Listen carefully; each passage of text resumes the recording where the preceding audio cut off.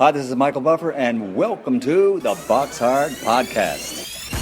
Hello, everyone. This is Mikey Garcia. It's the monster from the swamps, Regis Rougarou Prograis. Hey, what's up? This is King Carlos Molina, former IBF world champ. This is Michael, the Bounty Hunter, 2012 Olympian and your people's champ. This is Charlie Edwards, flyweight champion of the world. This is Fast Eddie Chambers, and you're listening to the BoxHard Podcast with my main man, Joey Coastman. Hello everybody and welcome to episode 276 of the BoxHard Podcast. I'm your host Joey Coastman. I'm joined as ever by good friend of mine, former heavyweight world title challenger himself, Mr. Fast Eddie Chambers. Eddie, this is the 12th show in a row that we've done. It's the longest streak that we've done together. But first and foremost, man, how are you? And thanks for coming on again. Oh, I'm good, man. I'm good. I'm just working as always, man. Trying to stay in shape, but always good, man. How you? Very well, man. Very well, thank you. And this show will be pretty straightforward. We're going to get everything out of the way in terms of the review and preview and the news, and then the show pretty much is going to end with an in-depth interview with the former two-time heavyweight world champion Chris Byrd, a man who's on a mission to make a comeback at age 50 with goals in his mind to become a free. He wants to win a world title at 3 further weights. He wants to come back at middleweight, win a world title there, come back at super middle after that, and then light heavyweight and win world titles at all 3 of those weights. And of course, even if he picks up one world title, he'll break the world record set by Bernard Hopkins a few years back, being the oldest world champion. Anyway, before we get onto that, like I say, we're going to do the talking here. Let's start with the review part. This one, it's really the only event to mention. It took place at the Mohegan Sun Casino in Connecticut, USA. On the undercard, Rolando Romero with another win. He's 13-0 now. A win for him against Avery Sparrow. He's always seeming to impress, Romero. Very much a guy that if you don't have your eye on already, you certainly should have your eye on him. Also on the card, we saw Vic Pasilias. He was 16-0. He got in there with Reese Aleem, who was 17-0. Pasilias was down in the 2nd, the 6th, the 9th, and the 11th round. So 4 times he was on the canvas, and that was the final time in that 11th round there. Aleem was really good, man. For me, I was quite impressed with him. Haven't seen him before prior to that one there, but just the fact that he kept coming on, he kept just, trying to come up with ways to hurt his man again, because he threw everything at the guy, and he was very, very tough, Pasilias. Like I say, undefeated going in. But anyway, he came off second best. Good win there for Aleem. Joe Arroyo on the undercard as well. He lost unanimously over 8 rounds to Sharon Carter. A bit of an upset there going on. And the main event, Angelo Leo, he was on last week's show. He was defeated. He lost his WBO Super Bantamweight World Championship to Stephen Fulton. Angelo Leo as well loses his undefeated record. He's now 20-1. A unanimous decision over 12 rounds for Stephen Fulton, now 19-0, and the way he won the fight was very, very impressive. I'm gonna go through these 12 rounds myself before I come to you, Eddie. Round 1, that was where Angelo Leo actually got cut on the left eye in that very first round. I think it was an accidental head clash. Fulton, he looked extremely sharp. He was really aggressive from the get-go. And as well, he was coming off his career longest layoff. I think it was around about a year. He had a fantastic jab as well, Fulton. Bit of a slow start from Angelo Leo. Round 2, another round for Fulton.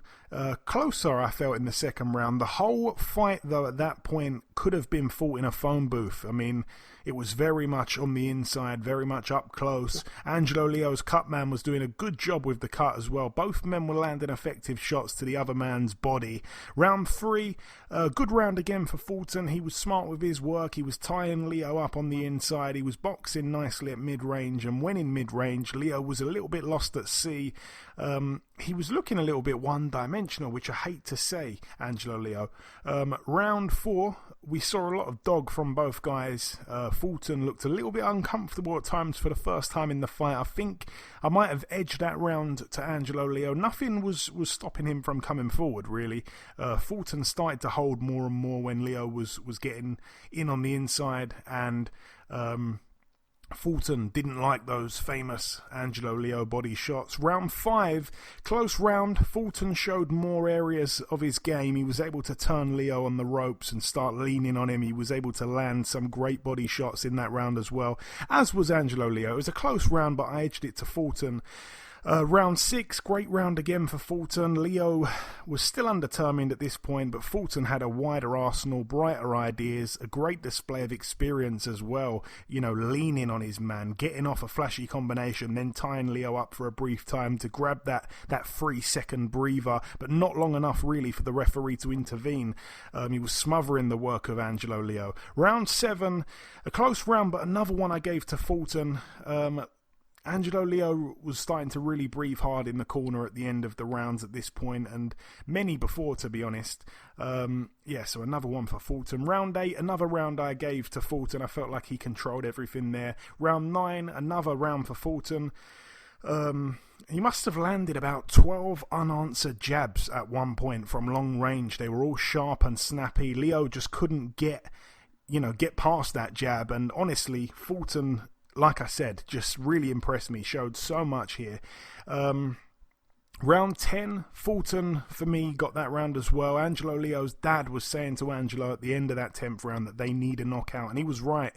Round 11, Fulton, for me, took that round as well. It didn't even look like it was taking much out of him, to be honest. Fulton looked, he didn't look tired. Let's just put it that way. And like I said, coming off the layoff and all the rest of it, I was thoroughly impressed. I can't speak more highly of his performance. He looked amazing. And round 12, another round for Fulton.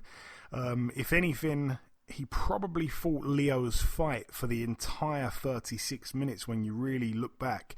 And he still won on my card 11 of those 12 rounds. So I was just blown away. Eddie, of course, you've known Stephen Fulton for a long time. Nowadays he's called Cool Boy Steph, but back when you knew him, he was Scooter. Tell us about, obviously, what he was like perhaps back in the day briefly, and of course his performance was so impressive. To dominate an undefeated world champion like that was amazing. Well, he was always a young, always young, you know what I mean? He was a little kid when I came up, more like around the age of like 13, 14, but probably even earlier, because I was up there. I've been in Philly for maybe over 13, 14 years now.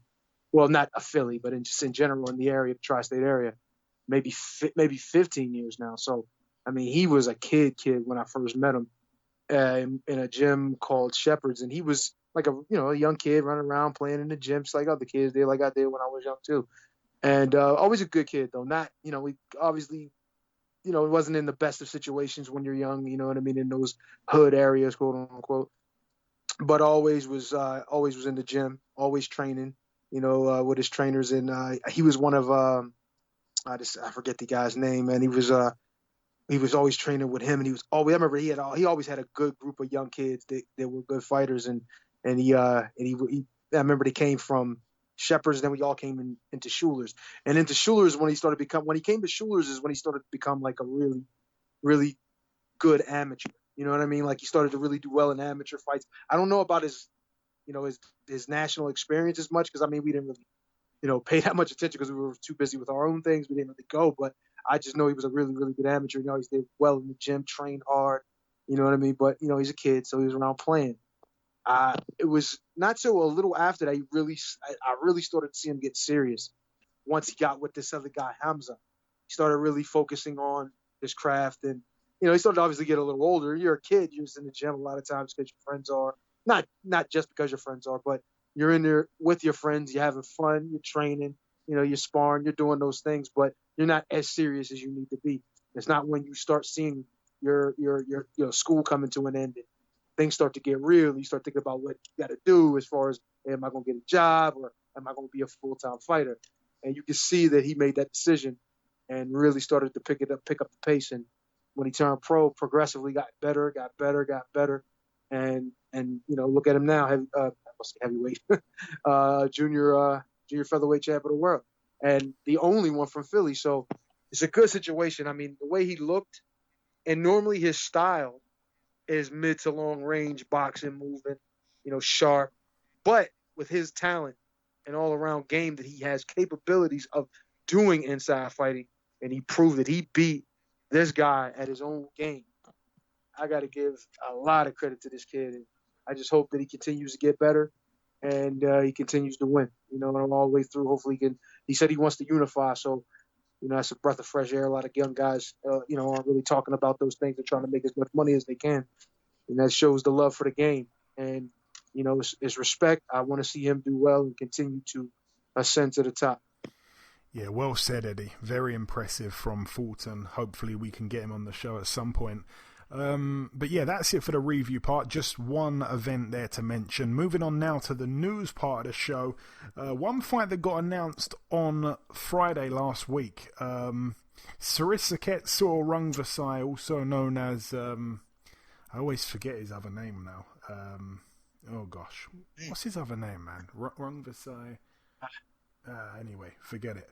Anyway, he's back. He's the guy. I've said it before. He stopped Chocolatito some years back. I think back to back he stopped him. And he loves to. I've said it before. It's been a bit of a running joke. He loves to eat rodents back home in Thailand. Oh. But anyway, he is back in the ring. 49-5 with a draw, 42 KOs.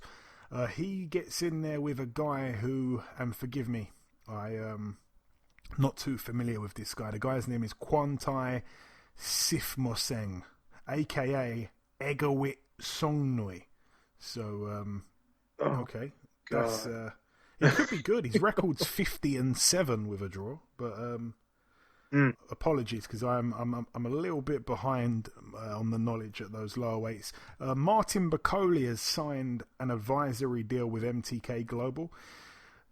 Interesting stuff for him. He's still a good fighter, man. There's a lot of good fights for him there at heavyweight. The female fight has been announced. The rematch: Jessica McCaskill, the inspirational, undisputed welterweight world champion. We had her on the show. She is such a positive person, such a amazing person, such an amazing inspiration. She has the immediate rematch with Cecilia Brackhouse, that one to take place on March 13th on the undercard of Estrada and Chocolatito. That's on DAZN. What else do we have? We have a brilliant domestic fight over here in the UK. It's going to be on the undercard of Povetkin White 2. We get to see the undefeated Chris Congo defend his WBO global welterweight title. We don't care about that, but the man he gets in the ring with, Michael McKinson. He's been on the show before, friend of the show, Michael McKinson. He's been crying out for a big fight for a long time. I am so excited for that one. That's going to be amazing there. Also, we have the little Mexican destroyer, Julio Cesar Martinez. He defends his WBC flyweight world title against his mandatory challenger, McWilliams Arroyo. That's going to be taking place on the Canelo Yildirim undercard on February 27th. And finally, the final piece of news to mention. If anything else develops from now till the end of the show, I'll speak about it at the very end. But this is the final piece of news for now. Virgil Ortiz Jr., the man with the 100% knockout ratio, he steps up, and it is a big step up. March 20th is the date on DAZN. He takes on former 140 world champion Maurice Mighty Mo Hooker. That's going to be a brilliant fight there at 147. That's it though for the news. Moving on now to the preview part, and I can't believe I'm saying this. This one takes place at the Seminole Hard Rock Hotel and Casino in Hollywood, Florida, USA. You know who's promoting this card, Eddie, I'm sure? Hollywood, Florida? Yeah. I'm guessing. I don't want to say it. I don't want to say it, be wrong. This is what always happens. Go on. When we do the other. Go on, man. No. I'm not guessing. It's only you, Joe. Right, I'm listening. All right, okay. So he's back. He's back promoting a card in Florida. It is, of course, the man who promoted the man we'll be speaking to soon. Don King Promotions back. Oh my He's God. back. Don King Productions. This will be Friday the 29th, so tomorrow. Originally, this is crazy. Originally, Manuel Char was supposed to be defending his WBA heavyweight world title. 31-4 is Manuel Char these days. He was supposed to be taking on the undefeated Trevor Bryan. However, Frezequendo decided to start coming with threatening legal action and lawsuits and the rest of it. And something happened. I'm not quite sure what it was, but when Frezequendo found out that this event was supposedly taking place, he went ballistic. And I think he's managed to win or something, because now the card has had a bit of a change. Manuel Char isn't on the card, and he's not defending his title. So a man from the undercard has stepped up to the main event to take on Trevor Bryan over 12 rounds in a non-title bout, and that man is the former WBC heavyweight world champion Bermane Stiverne. 25-4 with a draw, gets in against Trevor Bryan. All the best there to Bermane Stiverne. He is a friend of the show. We spoke to him during the pandemic. Not much really going on that undercard. And the final card, in fact, no, not the final card. I think there's a card taking place in Australia. Let me just double check that. Yes, there is. This one takes place in Australia. Friend of the show. It's happening at the Entertainment Centre in New South Wales. Former IBF, I want to say featherweight world champion, I think he was. Yeah. Billy Dibb, 46-6. He gets in there with... Is this right? He gets in there with a debutant. That's interesting. Okay. What? Yeah. That is bizarre matchmaking down under. He gets in there with a guy called Joey Balin, who apparently is a pro kickboxer. Okay. Oh, I see why. Okay, now it makes a bit of, well, not much sense, but a bit of sense. All the best to Billy Dibb, friend of the show. Very, very, very good guy. I really like Billy Dibb. Got a lot of time for him. And the final card to mention, it takes place at the Shrine Exposition Center in Los Angeles, California. It's a fight that I'm quite looking forward to be honest with you. It is... Caleb versus Caleb. Caleb Plant, 20-0, defending his IBF World Super Middleweight title against former holder of the same belt, Caleb Truax, 31-4 with 2 draws. All the best to both men there. Caleb Plant has been on the show in the past once or twice, and Caleb Truax has been on quite a few times, to be honest. So, and he was on a couple of weeks ago as well. So, best of luck to both guys there, man. May the best man win. And there is a couple of fights on the undercard that I should mention while we're here. Rancis Barthélemy, 27-1 with a draw, takes on Ali Rivera over 10 rounds. Rivera now 21-4. And this one as well, a heavyweight clash between two undefeated prospects. Michael Polite Coffey, 11-0 in a 10-rounder against Damani Rock, 17-0. Did you want to have a say on that, Eddie? Because I noticed that someone on your Twitter posted saying it's going to be a good fight. I don't know if it was you. Well, yeah, it's because Damani, I know Damani Rock. He's talented, really, really talented heavyweight, but a lot is going on in his life. Who knows what's going on? I haven't really heard much from him. Really was, pretty cool with his dad and, sparred with him several times. He's really talented and big, too. He's about 6'5" or 6'6" and can box like a little guy. So I expected, I expect big things from him. I actually thought he was going to make the Olympic team, but it just didn't happen. Some things happened with him. That's why he turned pro. But he's really talented. He can box, punch pretty good. He's got a good future if he can obviously leave the streets alone and get really, really serious and be a full-time fighter. Obviously he's a full-time fighter, 17-0. But really focus and stay out the craziness out there. He should be fine. But look, talent is a common thing. People waste it every day. So, if he doesn't materialize, it's not that it would be a surprise. It would be a sad thing though. It'd be a very, very tragic situation into his to a promising career. Yeah, we shall see. Both men colliding, both men 6'5", and they have those undefeated records intact. Most of the time they get the KO win. It always adds value to any undercard. When you see two undefeated heavyweight prospects, you know that you can't blink because someone could go that quickly. It always adds value. It doesn't even matter if the guys have big names or they're well known. You just pay attention. Someone's going to lose for the first time, and I'm really looking forward to that, even though I can't say I've seen much of either guy, but I'm going to definitely find a way to watch it over here. But anyway, that's it for the review part. That's it for the news. That's it for the preview part. There is no knockdown this week because the Chris Byrd interview is around about 1 hour and 50 something minutes, so it's very, very in depth. I hope you guys enjoy it. We're gonna bring that in just a few seconds, but before that, Eddie, thanks once again for sticking with me, and we will be back with the knockdown segment. If it's not next week, it'll probably be the week after, and I'm looking forward to that again when you speak about coming over here to the UK. Yes, sir. Me too. I'm looking forward to reliving those great moments, and we're just gonna get it done, man. Absolutely. Okay, that is all the talking from us. It's now time for the former two-time heavyweight world champion to make his appearance when we welcome our sole guest on this week's podcast. Ladies and gentlemen, please welcome the former two-time heavyweight world champion. It is, of course, Mr. Chris Byrd. Chris, welcome to the show, my man.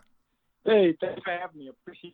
Hey, I appreciate you coming on, Chris. I truly do. So, Chris, with these types of interviews, I like to start pretty much with the earliest boxing memory that you can remember. How did you get into it in the start? Obviously, your whole family, there's such a rich boxing history. Oh, my earliest memory is boxing. I started boxing when I was, 5 years old. My father had me in the gym, had all those boys. It's 5 boys, 3 girls. So I've been in the gym since I was a little boy, always boxed. I wasn't that good when I was young either. I was always in the gym, just with my brothers and my parents. We were always go to the gym. I got better a lot later. So my earliest memories is just boxing and my mother and father putting on boxing shows, clinics, anything that pertained to boxing. My parents did it, especially on the amateur level. They put on shows. They did everything. So I just was raised in a rich boxing tradition. That whole era history is all boxing. Okay. So that's how it was for me growing up. Okay, not like the rest of us. Obviously, Chris, you boxed as an amateur. Am I right in saying that you had your first amateur fight at just 10 years of age and finished up in the end having somewhere around about 300 amateur fights in total? Yes. I started boxing officially at 10, but I was doing exhibitions from 5 to 10 everywhere. Me and my brother Patrick was a sideshow, literally a sideshow at boxing shows. We would put on an exhibition and turn the place out. Everybody would just go crazy after we would just go at it. So I boxed the whole time, and then when I turned 10, when I could officially start boxing, that's when it really just tournaments every weekend. It's a boxing show or a tournament. My father would take us everywhere. He would drive a bunch of kids everywhere. He wanted us to just know different styles of boxing and not be complacent of being good in your area. So it was just, like I said, boxing. That's all I know. That's all I know is boxing. And of course, you went to the Olympics in 1992. Making it to the Olympics is obviously the dream for all amateur boxers. Tell us about your experience there in 1992 in Barcelona, where of course you ended up taking home the silver. It was incredible. It was the dream. Literally, from the time I was 6 years old, I met Sugar Ray Leonard when I was 6 years old. Got a picture, still have the picture. Me and my brothers and a few guys from my gym. So he has an Olympic medal, this 1976, Olympic medal, sweatsuit. My father invited him to a boxing show in our hometown. So The Olympics was everything. That's all I thought about. I didn't think about pro. I didn't know what was going to happen after. I just wanted to make the Olympics, and then I'll finally make it. And to win a medal in something that you dream about going to, it topped it off. I mean, it was the best experience over my pro career. Even winning 2 heavyweight titles, winning a silver medal in Olympics was the biggest, achievement I think in my whole career. Really. Wow. Because that's what I just really wanted it. Sorry to cut you off, Chris. If you was going to say more, you're welcome to. No, it's okay. I was just saying that was just a big achievement in my career, like one of the biggest. Yeah, because that answers my next question. Because my next question was going to be, what was your highlight moment of the amateurs? But you've answered it there. Who would you say, Chris? Oh. Sorry, go on. No. I was just saying, yeah. I get excited, man. I'm hyped. I've got energy. I feel great, and I just love talking. I just love talking boxing. We're gonna get along like a house on fire, my friend. How was who was the best amateur boxer you feel like you probably ever fought in the amateurs? Man, it was so many. The finals of the Olympics, the Cuban, he was really good, but he was tactical, more running. I think it was many guys. One guy is Povetkin, a former world champion, and another guy is Sven Ike from Germany. He was really good. Like Sven Ike he was a good pro, but he was a good amateur. We fought very tactical. I remember the fight, so he was really good. So I fought some pretty good guys in amateur. Alexander Lovziak, he was really good. I fought twice in amateur standout. I just mentioned 2 world champions, Paul Vaden and Sven Ike. And other guys. Joe Calzaghe said he fought me in amateur, but I never fought Joe Calzaghe. I never fought him. Oh, okay, interesting. Yeah, wait. That's interesting. Yeah, he never fought me. But getting on to your pro career, Chris, the journey began, of course, on January 28th, 1993, which is, 28 years in 2 days' time, my friend. That is crazy. Yes. You boxed Gary Smith in Flint, Michigan. Not only yourself, but your 2 brothers, Patrick and Tim, both made their debuts that night on the same card. You were the only brother that didn't win by knockout. Tell us what you remember about that night. Man, I fought a guy, he had a few fights. I think he had over 10 fights. A 6-rounder. It was lackluster. All I was thinking was I'm fighting 2 amateur fights in one fight. 6 rounds, my first fight, because amateur is 3 minutes, 3 rounds, 3 minutes. This is 6 rounds, 3 minutes. I was going crazy. I'm like, I was in shape, but it was nerve-wracking because I was going 6 rounds. 1, 2, it wasn't the fight I really wanted. I didn't get signed after the Olympics. I didn't get signed by no promotional company. Not even promoters in my own state wanted me. I won a silver medal in the Olympics and didn't get anything for it. Didn't get paid my first fight. Nobody came to the fight. I fight Gary Smith, who was probably 10 or 11 pounds smaller than me. I go a lackluster 6 rounds, and then afterwards I'm thinking, well, at least I'm getting paid. And then nobody get paid. Nobody even show up to the fight. That's how my first pro fight was. I won an Olympic silver medal. Wow. My second fight the same way. Same thing happened. So, I fought at super middleweight at that time. I didn't cut weight or anything.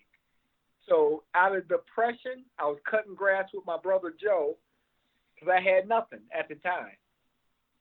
I said, I'm going to go to heavyweight. If they don't want me at this weight, I'm going to go to heavyweight. I didn't know what I was doing. I didn't have any money. I didn't have nothing. No promoters. Nobody wanted me. 3 months after the Olympics, I was forgotten about. Nobody talked about me, nothing.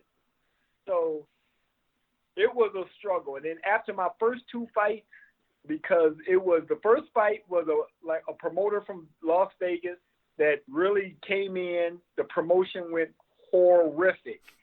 No, like I said, nobody got paid. Nobody came to the fight. Second fight I had, and 3 months later, we hooked up with a guy that was just helping us out with training, like lifting weights and stuff at a Gold's Gym. He said, I can put a show on for you. Same thing happened. Nobody get paid. Nobody show up. So I had 2 fights where I didn't get paid. Nobody showed up. I have no contract with nobody. I'm just sitting there with nothing. So my brother, I was helping him cut grass in the summer. So I'm cutting grass with him, and this thought came across me. Man, go to heavyweight. Shock the world. Nobody wants you at this weight. Go to heavyweight. I didn't even know how I was going to fight. So I started borrowing money, drinking protein shakes, not knowing what I was doing, started adding weight, getting fat. This story is unreal what my brother did. My brother was passing out flyers. He was begging for money. That's what he wanted. He asked me to go out with him. I made some flyers. Let's ask some of these businesses for money. And I asked him, what's the money for? I mean, what, just so we can live? And I was too embarrassed to go with him. So I said, no, I'm not going to go. He went out, passing out flyers, asking for money, ran across a guy that owned a laminating business. He said, I don't have much money, but I have a venue. He had a little 250-seat nightclub. That was the venue. My father, he put on shows, so Dave Osage was the man that saved our life. He was the promoter. He owned a lemonade business. He know nothing about boxing. He hooked up with my father, and we put on our first show in the nightclub probably 3 months after they hooked up. Wow, that's incredible. Knockout promotion is in effect. I'm fighting at a nightclub, making $600. Now I'm fighting at heavyweight. Scared to death. I'm scared. I'm like, I never fought this weight class before. I'm going crazy. But you got to do what you got to do. I had nothing. So I stayed at heavyweight. So I kept fighting there. I should be fighting at middleweight, but I'm fighting at heavyweight. And then the era changed. Everybody's getting bigger. Klitschko era come. I'm the little guy fighting all the big guys now. That is incredible. So I stayed there, and I won 2 world titles. I never wanted to fight at heavyweight. I just didn't get signed after the Olympics, so I had this crazy idea. I'm going to heavyweight. So now I'm coming back now to get what's really mine. When I was fighting at heavyweight, all I watched was middleweight. I watched Roy Jones do his thing. I watched James Toney. I watched Bernard Hopkins. I watched all these guys winning all these world titles where I should have been winning the world title. Same thing, but I didn't get signed. And they're lucky I wasn't in the mix with them because I'm telling you right now, not one of them beat me. They won't beat me. Okay. I'm the best. And I'm coming back now to claim that I'm the best. So that's how I see it. We will get to that in due time, Chris. The comeback, of course. Let's get it. I want to jump forward now. We were at your pro debut there. Your decision to move to heavyweight, which was a bizarre one, and it was crazy. There's a brilliant backstory, which I appreciate you sharing. If we jump forward now to May 23rd, 1995, you boxed in Michigan. At the time, you're 10-0. You take a step-up fight against former world title challenger Arthur Williams. Tell us about that night. Woo! That was a crazy one. You're down in the first. You managed to win a split decision over 10. Yeah. Yes. I mean, this is my 11th fight. Arthur Williams basically just lost his cruiserweight title. And this is so-called a heavyweight. And I'm not really a cruiserweight or a heavyweight. I was so, oh my goodness. In that fight, I'm thinking, what the heck are you doing, Chris? This is out of your range. You're fighting guys that you would never even spar with. Never. And now I'm fighting Arthur Williams, a former world champion, in my 11th fight. That was tough. I mean, I went a tough route from that fight all the way through. I started fighting guys that just lost a world title or was formerly rated in the top 10. You know, you fight guys like that. And Arthur Williams was very smart, crafty, and he can punch. Like, he has a great right hand. And in that first round, I felt it. And it's funny, I still remember what happened when I got knocked down at the end of the first round. I went to the corner. When I sat in the corner, I thought a train was going by. I kept hearing a train go by.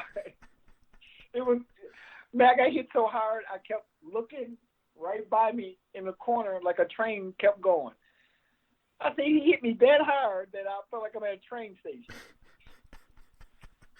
It was a tough fight, man. It was tough all the way down to the wire. I went a split decision, and that propelled me in the mind to say, man, you can hang with these big guys. And he wasn't even a big guy, but you can hang at this level, at least at this level. And then the guys start getting bigger and bigger. I mean, it's the heavyweight division. Absolutely. And again, if we jump forward now to August 6th of 1996, you boxed in Flint, Michigan against former two-time world title challenger Uriah Grant. He, of course, went on a year later after losing to you. He went on to win a cruiserweight world title. In your fight with him, you completely shut him out over 10 rounds. At that time, that's probably your most impressive win at that time. What do you remember of that night there? Brilliant clinic performance. Yeah, but man, my goodness, was he strong. Yeah. Goodness, he could punch. He weighed 199 pounds. He punched so hard.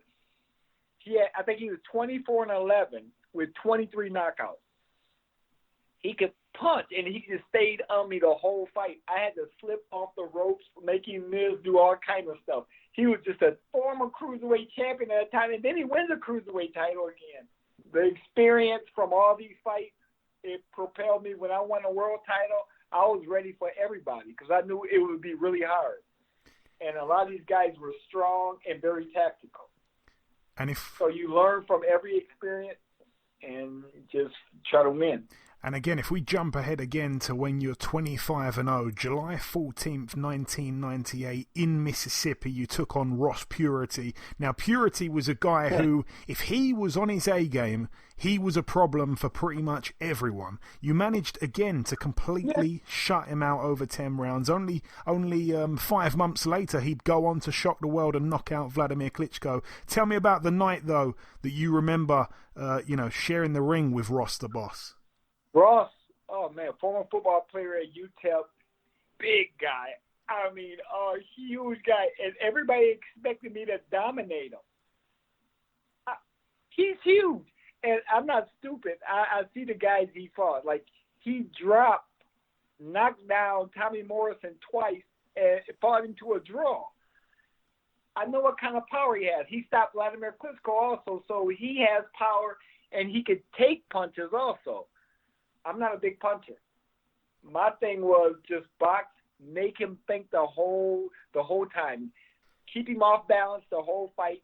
Use all my boxing skills to keep you off balance so he don't get into a mode where he just rushed me all the time and pinned me on the ropes, which he didn't. A lot of that fight, I was walking him down because of my style. Then he would start rushing me, and I'm like, oh, okay, here comes the football player. But in those type of fights, I have a lot of fun because really Ross Purity, I mean, I understand boxing. He's a football player. He started boxing late. He's a big, strong guy. It's heavyweight. Anything can happen. But I've been boxing since I was little. I don't let guys like that beat me and, overpower me. I'm very smart and tactical in what I do, and I understand, what's happening. So at that time, I wasn't taking any chances. It was my last USA Tuesday night fight that I fought. So I was on my way to fight on HBO. So I had to win the fight, try to do it impressively. But against a guy like that, you can't. Myself, I couldn't be impressive. Try to get in there and knock him out. I weighed 211 pounds. He weighed 247.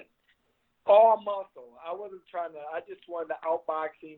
I think the announcers kind of criticized me a little bit, wanted me to step it up, but I wasn't taking any chances. He's too strong.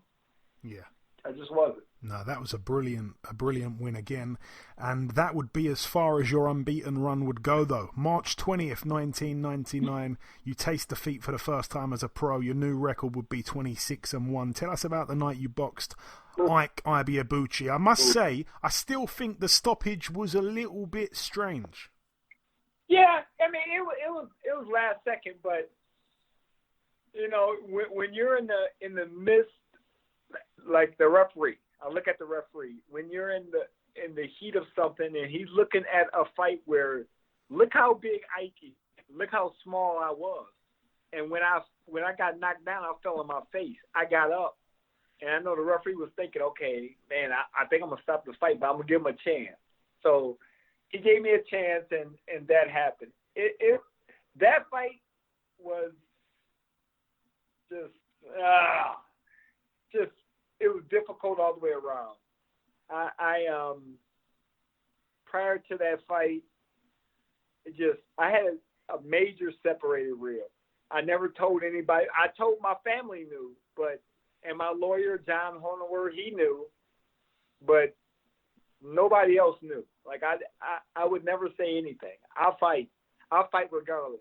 And at that time, none of the top young heavyweights wanted to fight me. None of the heavyweights, like the world champions, nobody wanted to fight me. I couldn't get any fights. Ike finally agreed to fight me. So I was so excited. I'm going crazy. Training was good. 15 days before the fight, my brother Joe cracked my rib on my left side, and from then on, I couldn't do anything. I didn't want any shots with any kind of steroids in it or anything, because they would say if I did test positive, see, he was on drugs. I never took drugs a day in my life.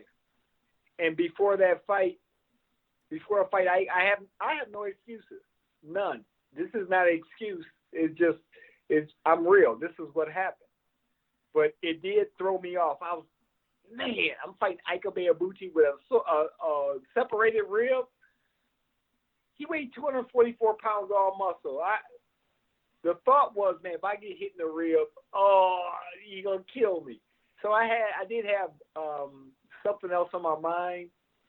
You know, of course that's gonna be on your mind the whole fight, but you know, I still was doing my thing. I just got caught with a punch. You know, I just got caught, and it's heavyweight boxing. I was devastated after the fight, though. I got to tell you that. I was devastated. Yeah. But I had to get it back. Mm-hmm. And Chris, how good do you think Ike really could have been if he wasn't such a crazy character outside of the ring, man? Who knows?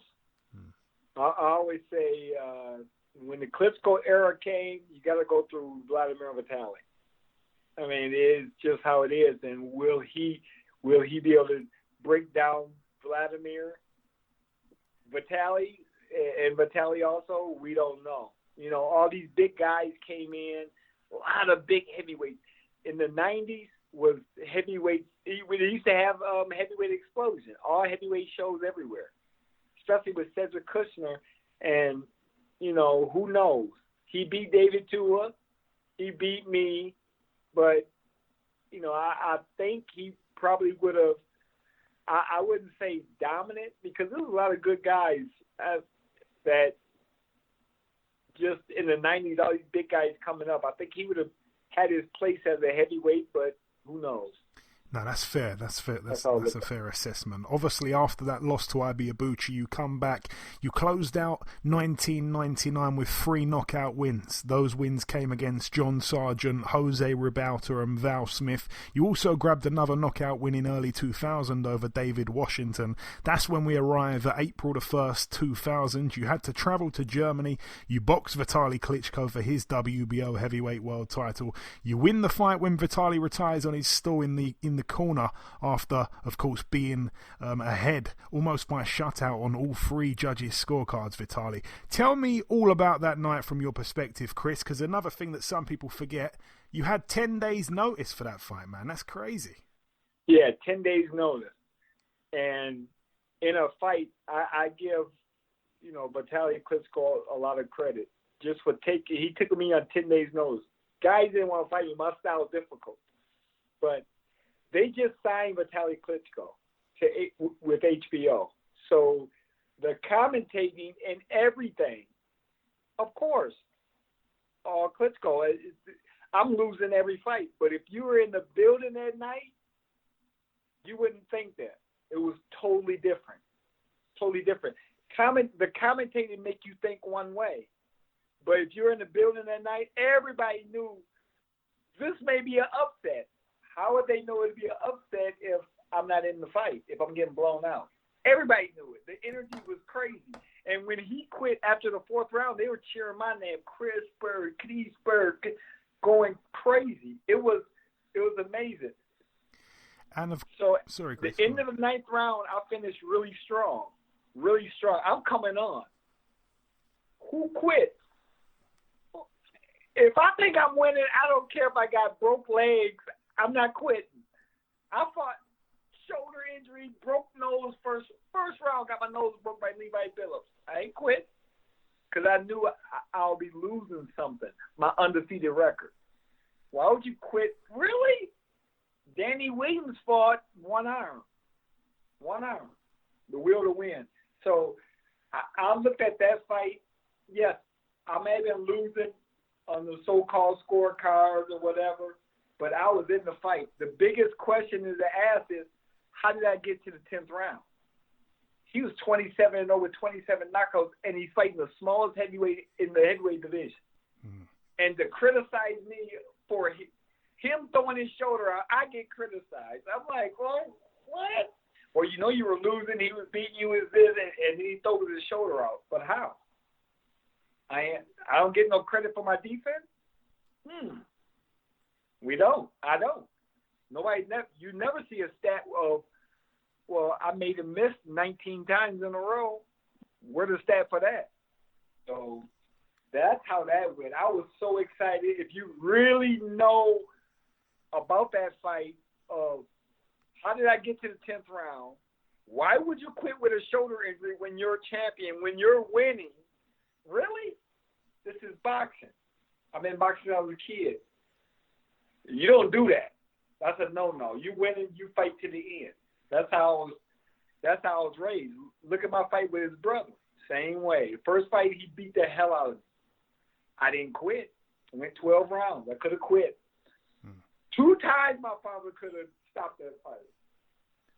So that's how I look at boxing in that situation. I'm not saying, he is a coward, he quit, he did this, but for me, if I'm champion, I'm not quitting. I'm not.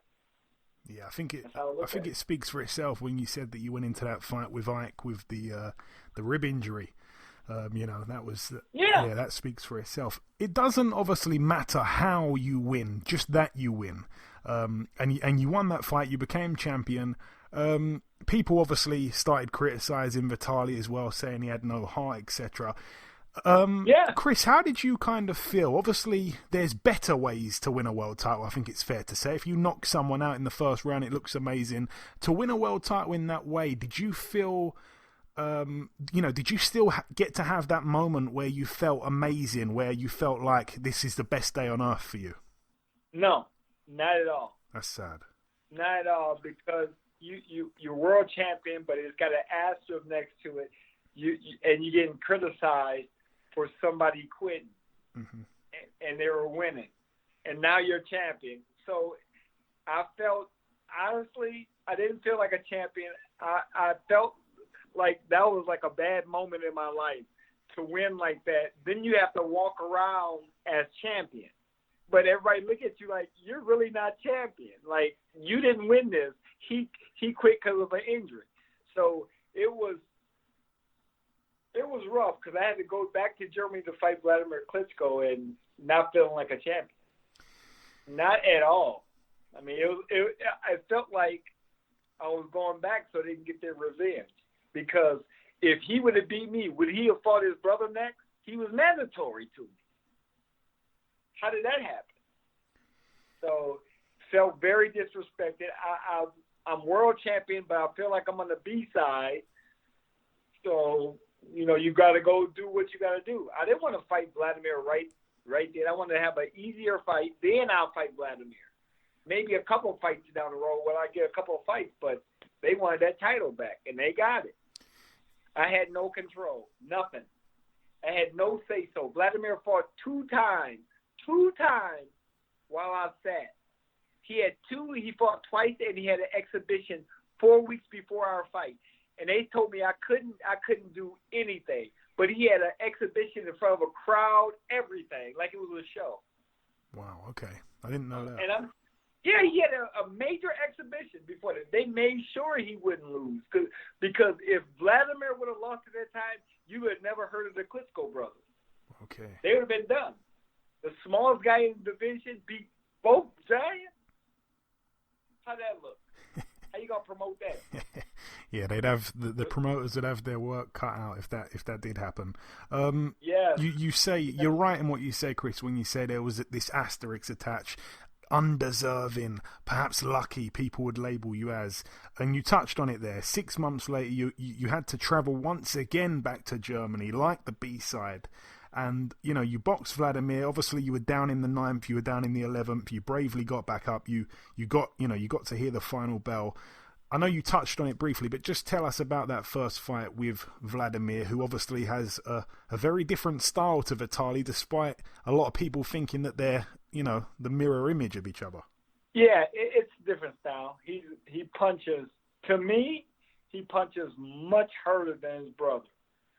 And just smarter, he's stronger, more upright. So he's just, for me, he's harder to fight. To other people, he may be easier.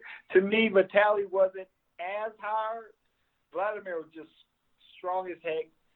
Great strategy. Used his size and reach to his advantage, which is smart. It was hard to get to him. And, it was more power to him, man. He did his thing in the ring. I mean, he really shut me down in certain ways because of that power. I had to respect his power big time.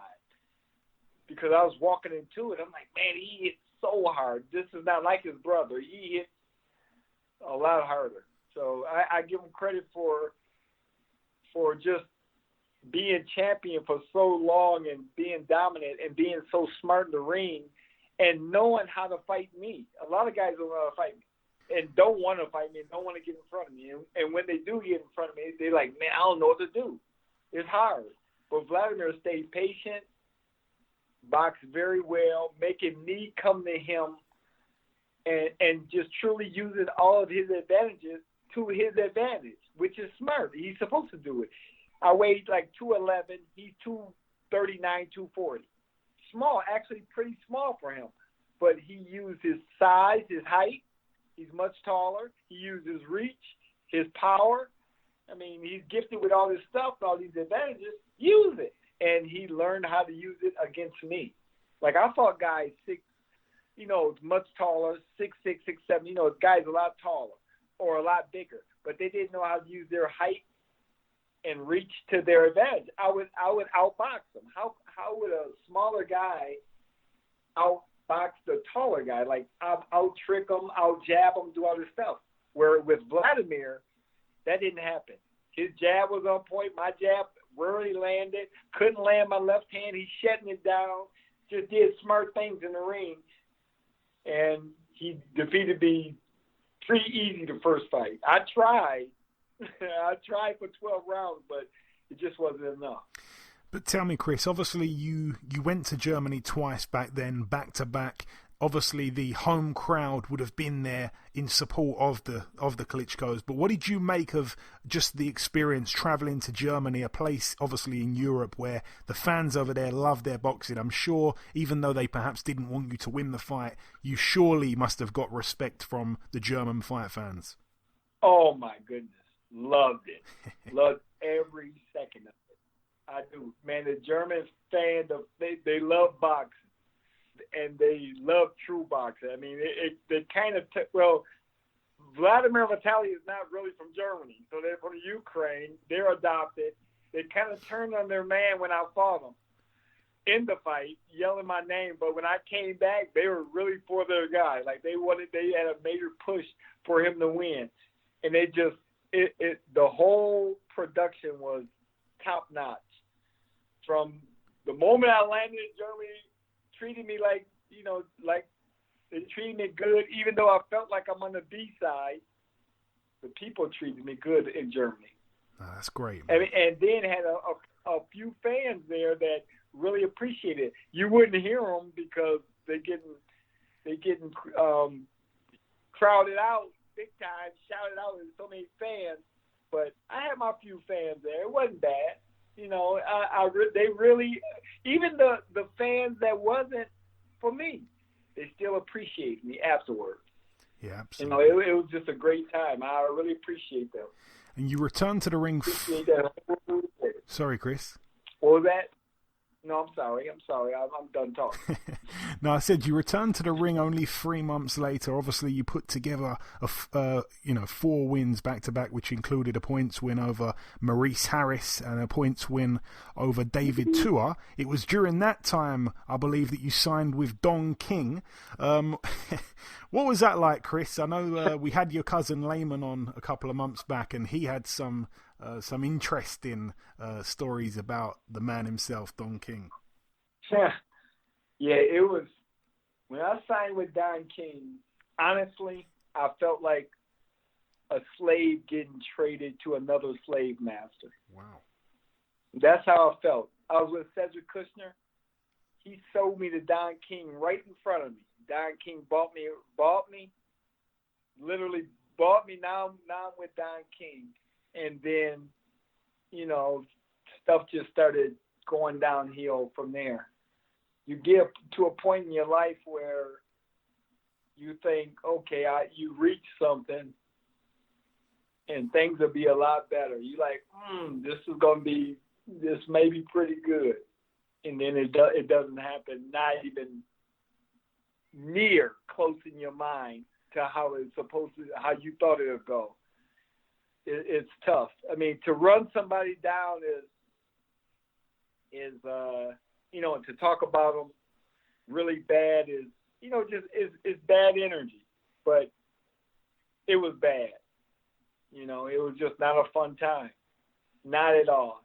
It was at the end of my career, basically, and it was a ruined, just a trash time. I wish I could get it back, but you can't. Okay, that's interesting because this brings us into December 14th, 2002 in Atlantic City. You boxed for the vacant IBF heavyweight world title against none other than Evander Holyfield. Your cousin Layman was on the undercard that night as well. Tell me about the night you become a 2-time heavyweight world champion against a legend like Evander, Chris. And, you finally, I think, in the eyes of the boxing fans at least, got the respect that you had been due for a long time. Yeah, it was just a wow. It was a wow moment. Another one because of where I came from. When I won with Vitali Klitschko, soon as they said he quit, the first thing I thought about was the nightclub. That was the first thing I thought about. I came from a nightclub, and now I'm world champion. Same thing with Evander Holyfield. I'm in the ring with a legend. This is what I was thinking. And then afterwards, I came from a nightclub. A nightclub. How bad do you want it? Man, I was so excited. When I came to the heavyweight division, I wanted to fight 3 guys. Mike Tyson, Evander Holyfield, Lennox Lewis. That's the big 3 to me. I thought there's nothing bigger. If I can get a hold of those 3 in my lifetime, at heavyweight, at a weight where I'm not supposed to be in, and I get to fight these legends, I got a chance to fight Evander Holyfield. Lennox Lewis gave up the belt. He gave up the belt. If you really know boxing, he know why he gave up the belt, because at that time I was on fire. He don't fight lefties that good. I wasn't gonna respect him at that time. I was the man. I felt like I could beat everybody. And then I signed with Don King, and then let the letdown begin. Oh my goodness. Then you have a great fight, and then all of a sudden all this stuff started happening. So, but to answer the question, the fight of Evander Holyfield was a dream. Evander Holyfield in my lifetime. Evander Holyfield. Wow. That was special for a heavyweight title also, to fight a great. I like you said, I think in the eyes of the boxing fans, I redeemed myself from the Ike laws to the Wladimir laws. Now finally, I beat David Tua. Now finally, to beat Evander, I made it. So it was a great feeling. I mean, it was just a great feeling. But like I said, the stuff started happening after that diminished that feeling I had that night. It diminished it big time. So yeah, I was happy though. It was great. Was that the happiest night of your pro career?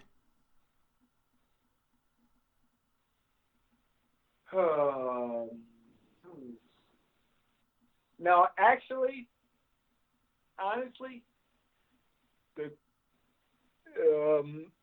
I fought a guy named Waxham Fikes. Man, that's one of the happiest because I beat him. That propelled me into another level in heavyweight boxing. And when I beat Maurice Harris and David Tua, because at the time I fought Maurice Harris, nobody wanted to fight him. He called me out. And I fought him before I fought David Tua. And he was the one that, among all the boxers in the heavyweight division, you don't mess with him. He's the one that nobody want to fight. You don't mess with him. You don't want to mess with me. Now we're fighting each other. It was a big one among boxers, among the heavyweight boxers. It was like, ooh, the two guys nobody want to fight, fighting each other. Uh-oh. And I beat him. And when I beat him, ask Layman Brewster. Layman like, wow, you beat Maurice Harris. At that time, that's saying something. And then I come back and beat David Tua, which people thought I was going to get knocked out. And that was those two fights back-to-back, probably one of the happiest moments of my boxing career, honestly. Of course, like winning the world titles, but to get to the world title, especially to get to the world title the second time and go through those two guys, man, that's nothing better, man. I'm telling you, that's just a great feeling. Yeah, great feeling. No one could deny you at that point. No one could deny you at that point. It was very, very impressive. Your first defense of the IBF heavyweight title was against Frez Oquendo. You beat him unanimously over 12. Saturday, September 20th of 2003 in Connecticut. What do you recall of that evening there? So what I recall, so I on social media, Instagram, Twitter, Facebook, I post a lot of videos on my fight, and I break down the fight. And before that fight, I said on social media, before I fought Frez Oquendo, another thing, just like a rib injury, I was banned from boxing. They said I had a stroke. I got a spot on my brain. I didn't know. I was banned from boxing up until the Thursday before I fought on Saturday. I didn't know if I was fighting. So I went to Connecticut not knowing if I was going to fight. Matter of fact, I was banned, so I wasn't going to fight. I was already banned with I had a brain problem. So the whole time. And then the Monday fight week, that Monday, I get the brain scan. That Thursday is the result. So I had to wait until Thursday, scared to death. I didn't know if I was fighting. I didn't know anything. I'm like, oh, I'm banned. I'm freaking out. I just win the heavyweight title, and now I'm banned. I never fight again. So I'm going crazy. And then I take this test when I get a brain test when I get to Connecticut. I'm freaking out. Oh, what's the outcome? What's the results going to be? Come back Thursday, I have a birthmark on my brain. A birthmark. The top doctor in boxing, he was in Connecticut, and he said, I got a birthmark. Now I can fight. I'm like, oh. My brother said, you still got to fight. I forgot I had to fight because I thought I wasn't going to fight. And then I got to fight 2 days later. I got to fight Frez Oquendo. And see, the boxers know Frez, but the general public will look at Frez like, he's okay. He's not a big puncher. He boxes. He moves. No. But all the heavyweight boxers look at Frez Oquendo like, no, he can really fight. Like, he can box. He can box. He's smart. He's awkward. So it wasn't like it was going to be an easy fight. But it seemed like that after me beating David Tua and Evander Holyfield the way I did, everybody expected me to blow everybody out. This man, 13, 14 pounds bigger. He's just as fast. He's a light heavyweight and amateur. He's really good. really good. He was just beating David Tua prior to fighting me, and he get caught in the 9th round. But he was beating David Tua easier than I was beating him. But everybody expected me to beat Fred Lakendo really easy because of my boxing skills. And it wasn't that easy. It just wasn't easy. Even with all the brain stuff happening, it still would have been a hard fight. Even with that on my mind, he's a hard fighter. He's difficult to fight. It's not like you fight Fred Lakendo and you're going to win easy. No, he's going to make you look bad. And if he loses, it's a close fight. Yeah. So it was a close fight with me and him, the same thing. I give Fred all kind of credit. He's a really good fighter, really good. I mean, he could have won that fight that night. He could have won either way. So luckily, that night, I got it. Kept my belt. I don't look back. I don't care. If I get the decision, hey, they can say this, and that. But you got to keep moving on. You can't keep looking back. You got to look forward. I just kept looking forward. Hey, you take the criticism, just like I did with the Klitschko fight. I learned from that because I was so embarrassed after the fight, and then it is what I make it. So I just make it like, hey, I kept my belt. I got to move on. I got to impress. I got to impress the crowd. I got to make up for it, but I got to move on. I can't just dwell on this. So that's how I looked at that fight, and I won, and I was happy too because it was close. Because I said in the ring, I think I lost this fight. I may have lost, but I got it. So, you move on, and I did. That's honest of you to say. It was a good fight. Frez, I think, probably is a underachiever really when it's all said and done. But moving on to your second defense. Sorry, Chris. Yeah, no, I'm just agreeing with you. No, yeah. Sorry. Your second defense took place in April of 2004 at Madison Square Garden. You boxed Andrew Galotta.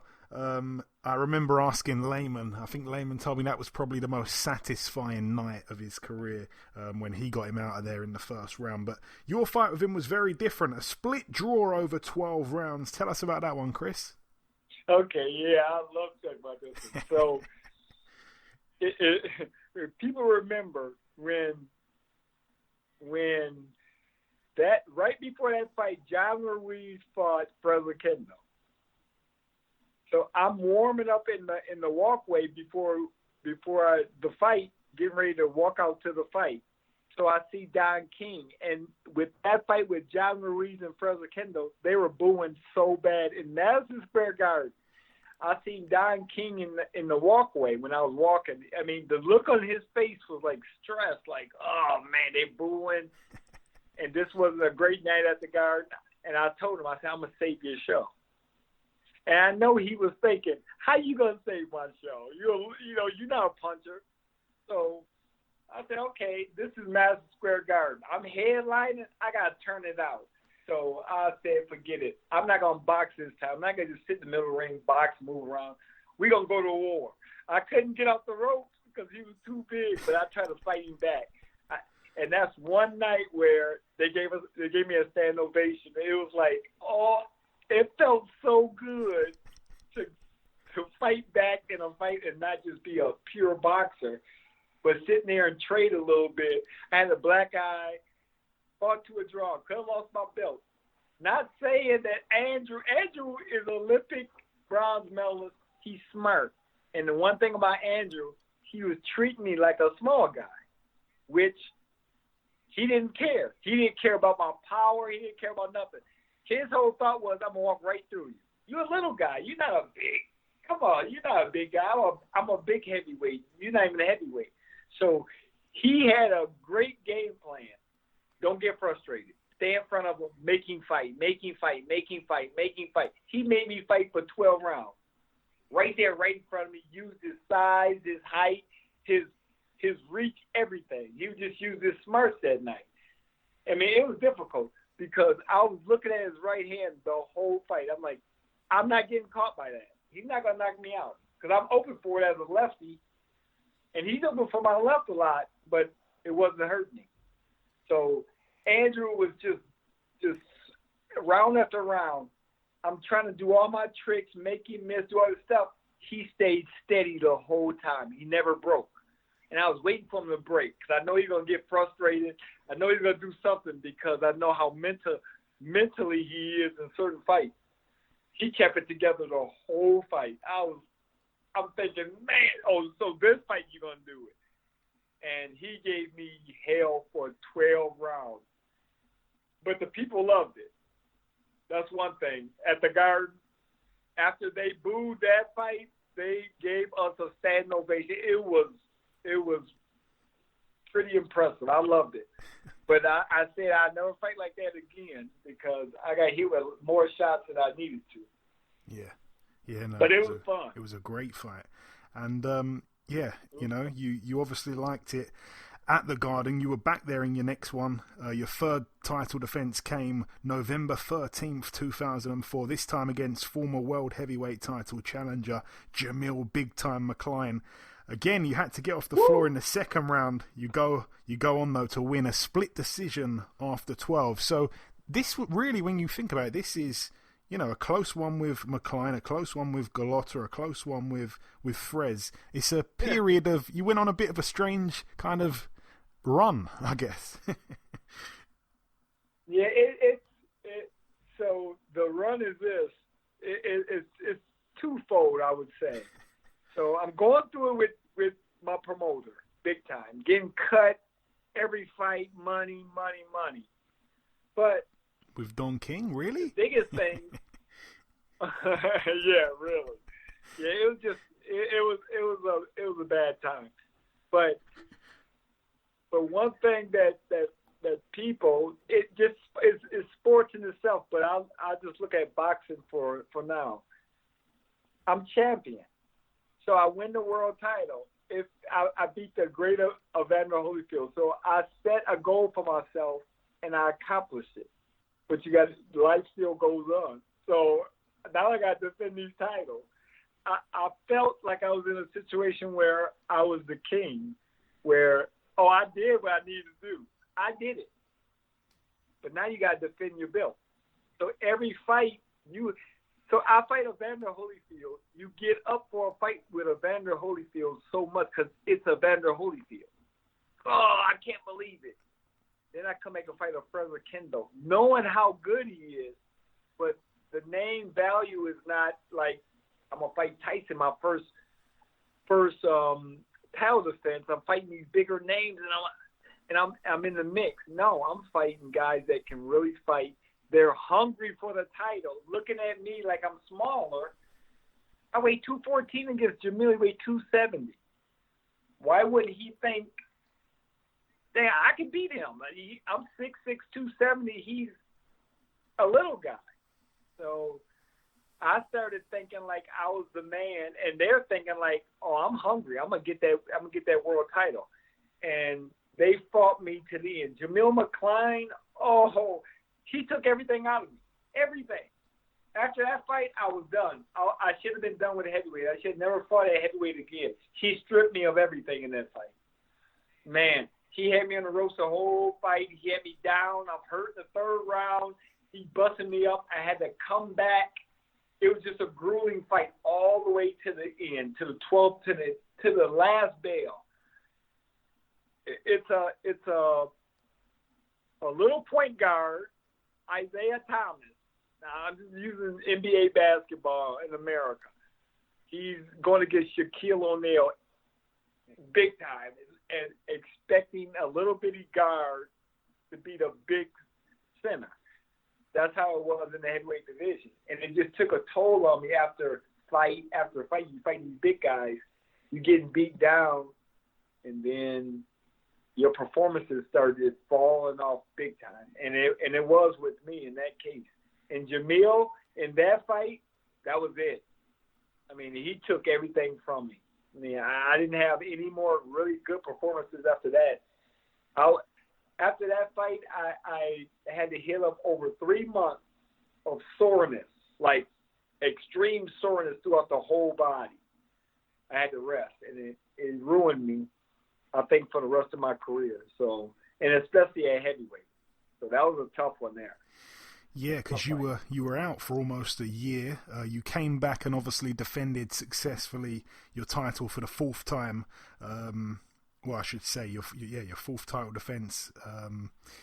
October 1st, 2005 in Reno, Nevada, live on Showtime against Devarel Williamson. Once again, another unanimous decision over 12. What do you remember about that one, Chris? Oh, my God. I was going through it so bad before that fight with my promoter. I mean, it was bad. He was trying to get me stripped before the fight. I have all this stuff on my mind. Me and Devarel are good friends. The fight was made in 4 weeks. Called me 4 weeks for the fight and said, I want you to fight in Reno, Nevada. You fighting Devarel Williamson. I'm really? And I was a co-main event. I'm heavyweight champion. James Toney for a 10-rounder against Dominic Gwynn, and he was the main event. That's how my promoter did me. I'm the co-main event and heavyweight champion. So in that fight, I got cut over $2 million. I wasn't making that much, but I'm making around $2.5 million. So I'm getting cut $2 million. I'm fighting a good friend. He punches hard as heck. We sparred over 200 rounds together. I know him really good. I was like, forget this. I'm not going out trying to make a good fight with Devarel, who punches real hard. Forget that. I'm just going to just get by in this fight. I don't care what the crowd says. This is my last fight with Don King. It's over. So it was hard.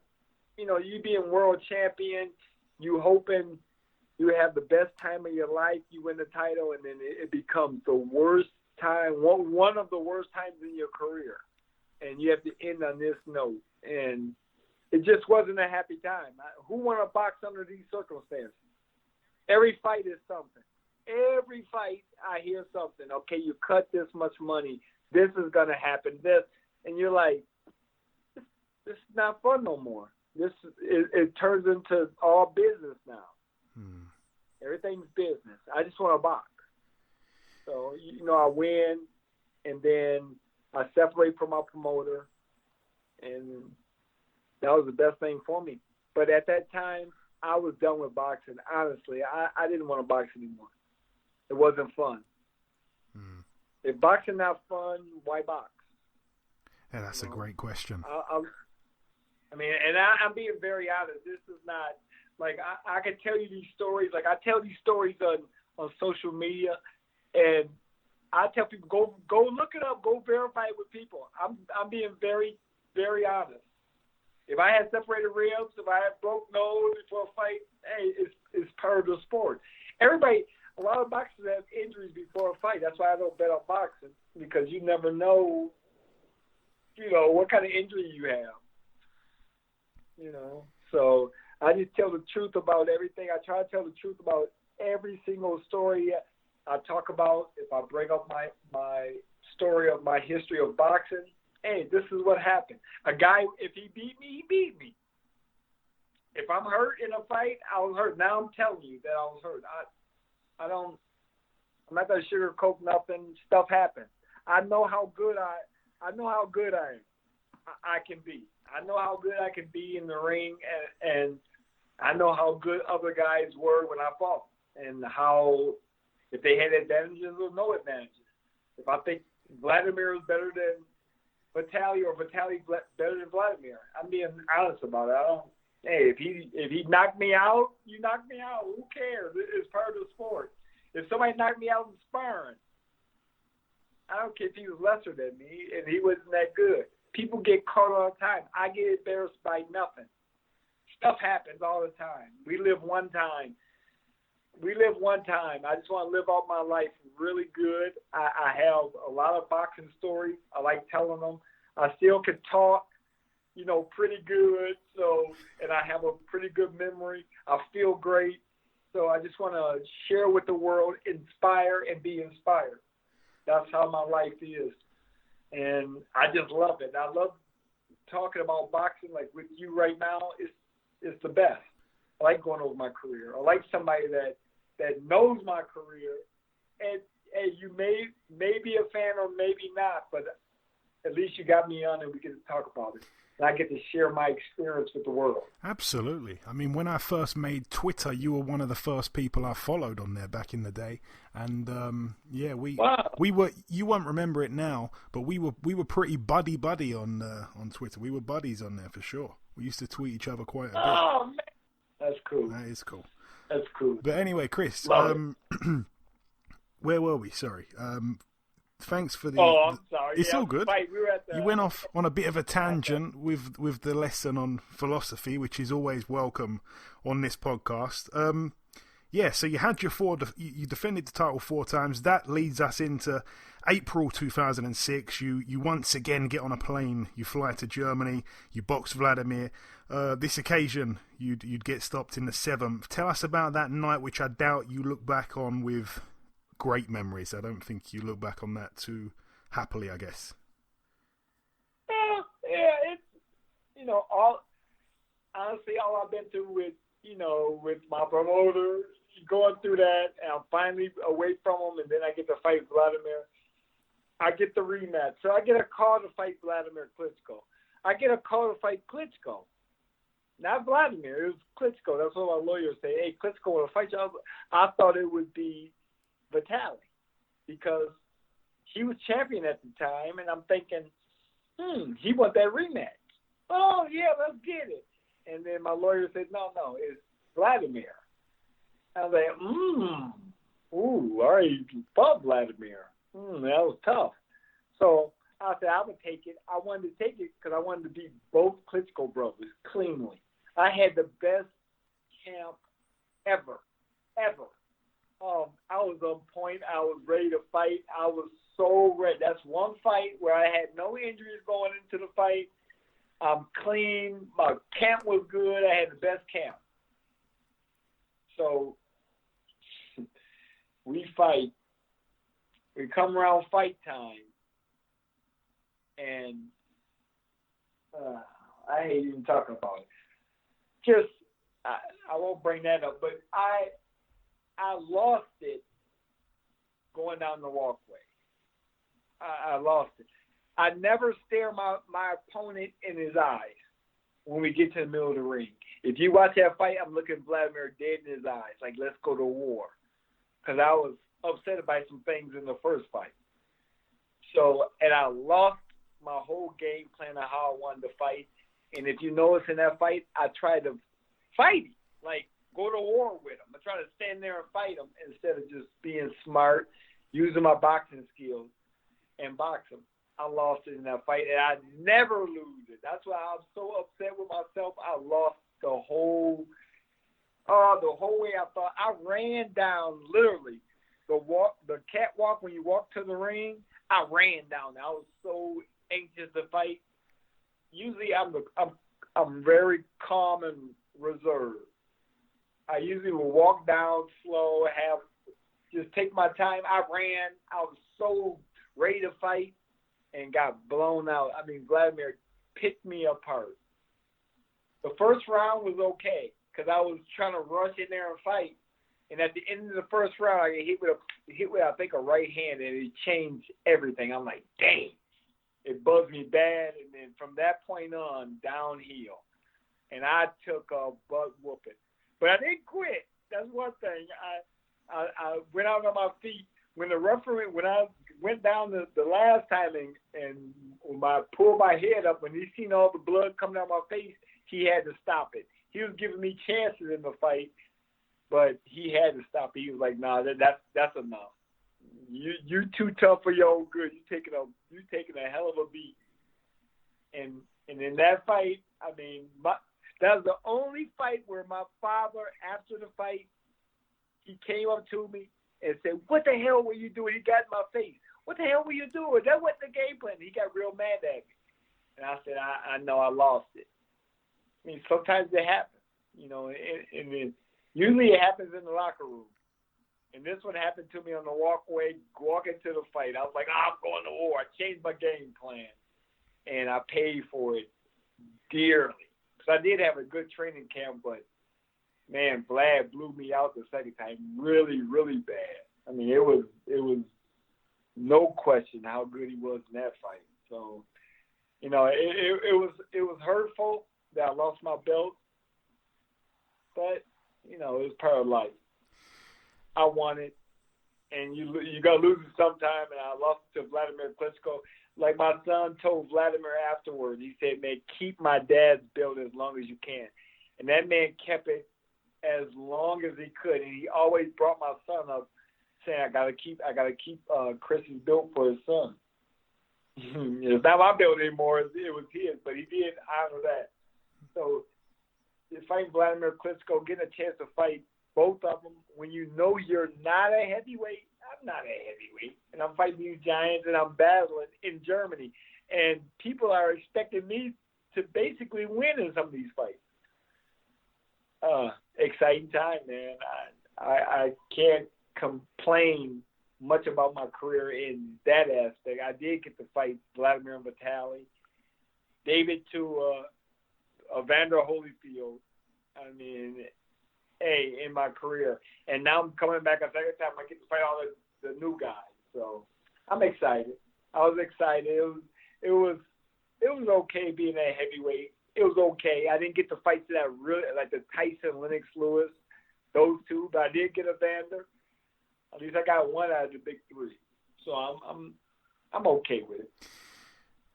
And there's obviously a couple of remaining fights to mention before we get on to the future, the up-to-date. After that fight with Klitschko, you're out of the ring for an entire year before returning in the Bahamas. You came back with your 40th career win over there. Just briefly, Chris, what was that like going out there and, you know, reaching the big 4-0 in terms of your wins? Yeah, it was really nice. I mean, going to Bahamas and fighting just the trip alone. It was funny because a lot of my family went, and we went a week before, so they got to really vacation a whole week. I'm in my room the whole week. I didn't get to do anything.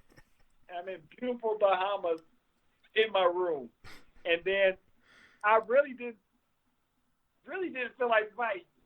You're in a nice place like that. It was after I lost my world title, so I really didn't feel like fighting. I mean, do I really want to fight a heavyweight?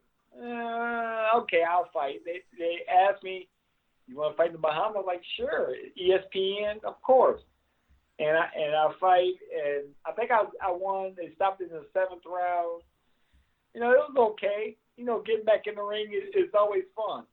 To me, it's just fun. A great vacation for my family. My kids were younger then, so they got to experience Bahamas. It was okay. Getting back in the ring, it was all right. And 6 months after that, that's when you travel to Germany again, this time to fight the Olympic gold medalist and undefeated professional Alexander Povetkin. On this occasion, obviously, as you say, you know, you're past the better days at this point at heavyweight at least. You know, things were on the come down, and yeah, you're stopped in the 11th round. Tell us about that night there, returning back to Germany. So, honestly, I mean, I'm being very honest. 8 days before I fight Povetkin, when I looked at Alexander Povetkin, and at that time in my career, I'm thinking, I'm watching him box. He's young. I'm gonna school him just on talent. This is gonna be easy work. I mean, he's a tough kid. He didn't have that many fights, but I thought he's still young. He's green. My skill set is gonna kill him. 8 days before that fight, my right rib gets separated. 8 days before. It was the Friday before we were leaving Sunday morning to go to Germany. And on that Friday, crack rib. 8 days before. Everything was set. So I argue with my wife, just like I did with Ike. We argue. Why are you going? Why are you fighting? I'm like, everything's set. Nobody won't fight me still. This is the opportunity to fight Wladimir again. It was the first. It was the IBF tournament. It was the first fight of the IBF tournament. I think it was two other guys on the other bracket. Me on the other side. They fought, and then me and Povetkin fight. Calvin Brock and Eddie Chambers. And Eddie Chambers. They were on the other side. So I'm ready to do it. I'm like, okay, that happened. I had lidocaine patches on the whole week in Germany. I'm like, oh, man, not again, my rib. In the fight, I mean, Povetkin decent.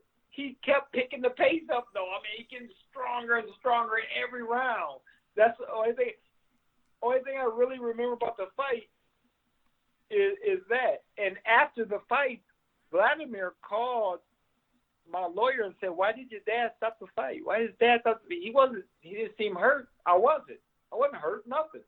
He stopped it because he knew I wasn't winning the fight at the time, and he knew I was injured. So he was like, "I'm going to stop the fight." And another fight where I look back at my career and I go, man, I shouldn't have fought. But if you don't fight, who do you fight? It was just tough, man. I'm like, God, I had to go through all this stuff, and you still got to fight. You still got to try to – you have nobody want to fight you. You won't make the money. You won't do this. This won't happen for you. You're on the B side. You know, it was just difficult. I'm with Don King. It seems like you're never getting a break. And then when you finally get the break, and then now you're trying to get another break because now you're back in another situation. That's just how my career went. And for me, in my career, when I got done with my very last fight, I wasn't satisfied. I wasn't at all. And people say, "Man, you won 2 heavyweight titles," but it was how I won them. The first one, yeah. And then the second one was the best moment of my life. And then I have to deal with all this promotion. Now the reality hit of you dealing with this. Now you got to deal with this, all these different issues when it should be the happiest time of your life. I wasn't satisfied. Still was. I've been in boxing my whole life. And this is my boxing story? No, I wasn't. I'm not satisfied.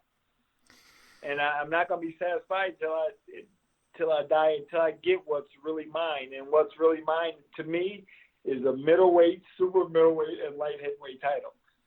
That's how much I pushed myself in my mind on my comeback. So we can talk about the comeback now. Okay. So yeah, just like I say, the timeline. You know, after the Povetkin fight, like we say, you come back in the States. You have that fight against Sean George, which obviously you dropped down to light heavyweight for, and we know that. We don't even need to talk about that. We know that was a bit crazy looking back now, really. Then, yeah, your final career fight, it was good because you went to Germany and got a win over there, March 21st, 2009. It took you 4 rounds to get rid of Matthias Sandow. Just a real, I don't want to go into a different area here. I just want to ask you a real quick question. But that fight against Povetkin, should you have won, you'd have gone on to fight the winner of Chambers and Brock, which obviously would be Chambers. That would have been an interesting fight because he was another small guy for heavyweight with slickness and speed like you. Just briefly, Chris, how do you think that fight would have played out? Hey, I feel like nobody going to beat me. That's how I feel. He had speed, quickness. I'm left-handed. He didn't have upper body movement. He covers up. So, and he's shorter than me. And he's fast, and I thought it would have been an amazing fight going back and see who's faster. But it boils down to me, are you going to break? Is my defense going to break you? Because once I start putting my defense on you, how are you mentally? And with guys like Eddie, he's used to it being his way also. That way, just like me. But my thing is, whoever's gonna break each other first, win. And I felt like this. I'm not gonna break. I gotta get to Wladimir Klitschko. I had to. And then that happens. I fight Povetkin when I fought Povetkin. So, stuff happens. But I think it would have been a great fight. It's been, he was a younger guy, much younger at that time, but I still had it in me to be champion. To be champion, to fight Wladimir Klitschko. That's what I wanted to do. I wanted to get to Wladimir, period. So if I would have got past Povetkin, oh, man, one step to Wladimir again, I made sure that would have happened. Okay, and like we say, your career came to an end there. 41 wins, 5 losses and 1 draw. It took you about a year, if I'm not mistaken, to decide to retire. What kind of went through your mind during that time? Because obviously, Chris, as you said, you were not satisfied with the way things ended, and that has led to you now, at this age, to turn around and say, I want to come back again, you know? Well, when I went down to light heavyweight, I did it all wrong. I mean, I did it the worst way. Starving, I didn't know nutrition like I know it now. So, and after my last fight, my wife, my lawyer, everybody had me retired. I wasn't done mentally. I just wasn't done. I was done at heavyweight. But I was thinking, what did I do wrong when I lost all this weight? I mean, it was bad the way I did it. So I started doing research, but I came down with chronic pain in 2009. I had nerve damage in my foot that just came. It's neuropathy. I didn't know what it was. And that took me on a series of depression, suicidal. I mean, it was bad. I took my family through a lot of stuff over the course of 11 years. The pain got so bad in my foot, I wanted to cut my foot off. And then I wanted to cut, then they said phantom pain. If you will have phantom pain, which you will have no foot, but you will think you still have pain. You think your foot's still there, but it's no foot, but you still having pain. I said, no, I can't take that. But it was so bad, I wanted to cut it off at the leg. I said, what about the leg? They said it'd be still phantom pain. So I'm taking this pain. I can't take prescription drugs. They made me suicidal. Almost got arrested downtown Los Angeles. I lost my mind. I mean, I lost it bad. That's a whole story, too. What year was that, Chris? What year was that? That was 2011. Okay. 2011 this happened because my pain came down in 2009. And I was going everywhere. I mean, I spent so much money on all because I couldn't take prescription drugs, so I would go to all these homeopathic doctors, and nobody was helping me. They didn't know how to fix, the nerve damage. And oh man, I went everywhere, did everything, been through it, all the way from 2009 to 2017, where I changed my diet. And when I changed my diet, I mean, I went from changing one item, then 2 items, to feeling better, feeling a little bit better, to changing everything. And now I'm totally healed. I mean, I had a hip replacement because I needed both of my shoulders replaced, both of my hips replaced, got one hip replacement, and the nerve damage in my foot was worse than both my hips and both my shoulders put together. The nerve pain is the worst pain. Oh, it was crazy. So going through all this stuff, I'm still eating like a heavyweight. And I started noticing that in 2017. I started noticing every time I eat certain foods, my foot would flare like out of control. And I'm starting to notice it more and more. I'm thinking, man, I got to change something. So, like I said, I changed 1 item, 2 items, and then slowly but surely, I don't eat hardly no meat, wheat, dairy, sugar, gluten. I mean, nothing. Everything I'll be organic, healthy, and plant-based, and I feel the best I've ever felt in my life. But when you're in a situation where you wanting to take your life, and I don't say that lightly. Like, this is not like a game. Like, people say, "Oh yeah, I was suicidal." No, it was it was real. Like, you really want to take your life. Something that you never even think about in your wildest dreams. And now you're thinking about that because you're in so much dang pain. And I tell all the pain survivors out there, fight, man. Fight. You live one time. And that's when I thought, I live one time. And I spent 11 years in dang pain. Missed 11 years of my life. No more. I said, from this point on, I'm going to live life to the fullest, inspire and be inspired. Let's get it. And Chris, when you talk about being suicidal, was that, something that crossed your mind purely because of the pain you were in, or was it paired with depression that got you to that point where you're thinking about such obviously horrific things? Pain. Pain, okay. Pain led me to depression, suicide. When you're in chronic pain, this is not going away. It's not like, so if you stub your toe, you know that pain going away. When you have something that stays with you all day, it's just with you all day. You can't walk away from it, you can't leave it. It just stays with you. It makes you go freak. And what do? You can't take any pills, nothing. So in 2015, the year my mom died, Shannon Briggs, boxer Shannon Briggs? Of course. It introduced me to cannabis. It was the first thing in 7 years that lowered my pain some. I lost my mind.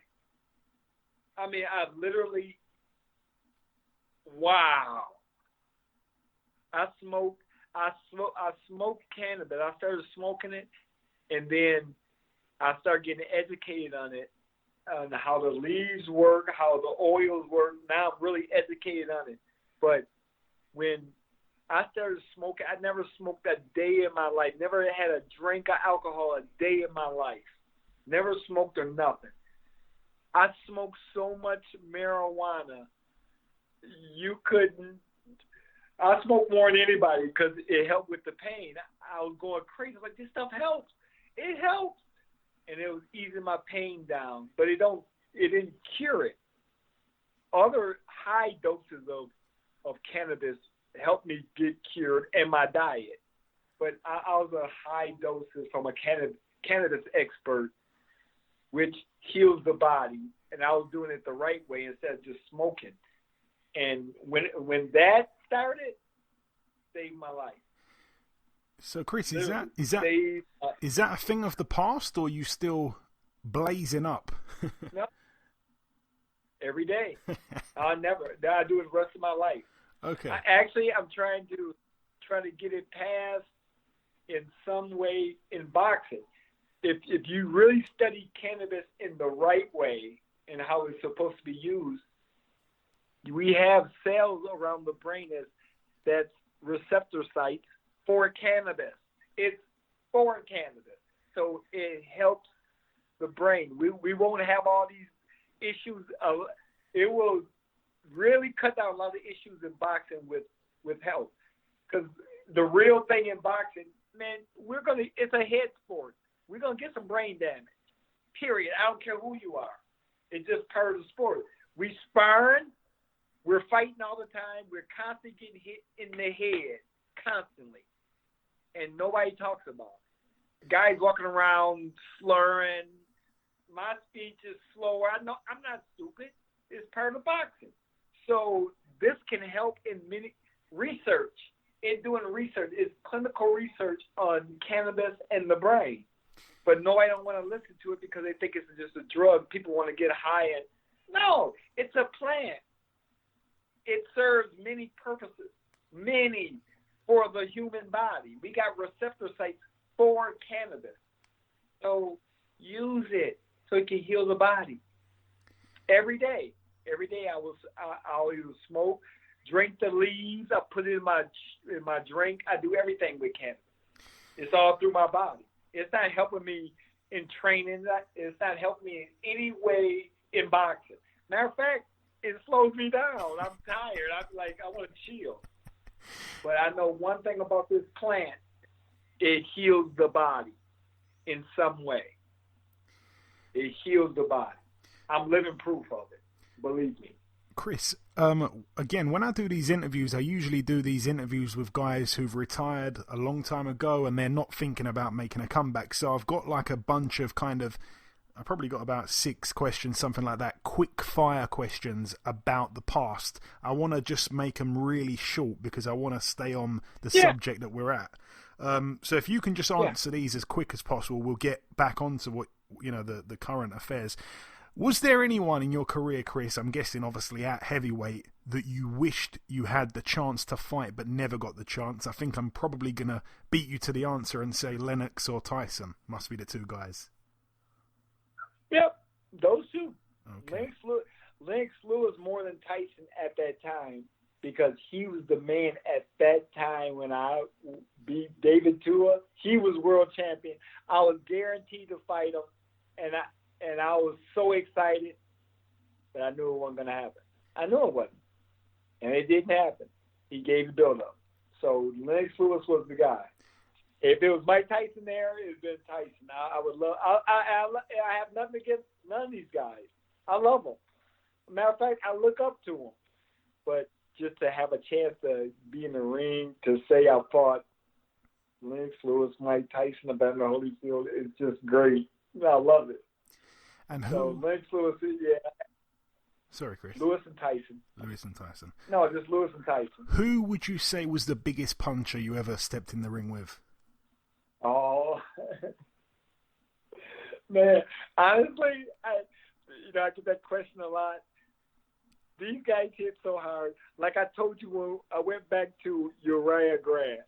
Man, he hit so hard. He weighed 199 pounds.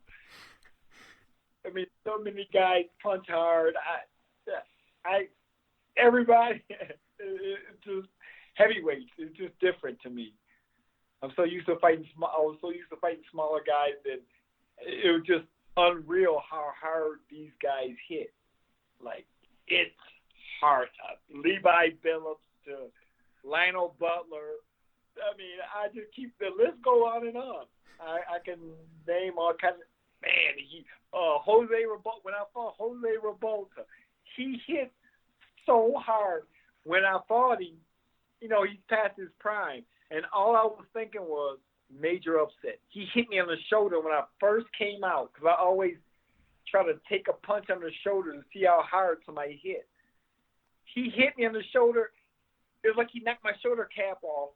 And I was like, man, he hits hard. If that was on the chin, major upset right there. I was undefeated. So these guys hit so hard. That's why it's so hard for me to say, well, he hit hard because as soon as if I say Wladimir Klitschko, another name pop up. Okay. I can go with David too. I can go with Uriah Grant. I can go with Lionel Butler. I can go with this guy.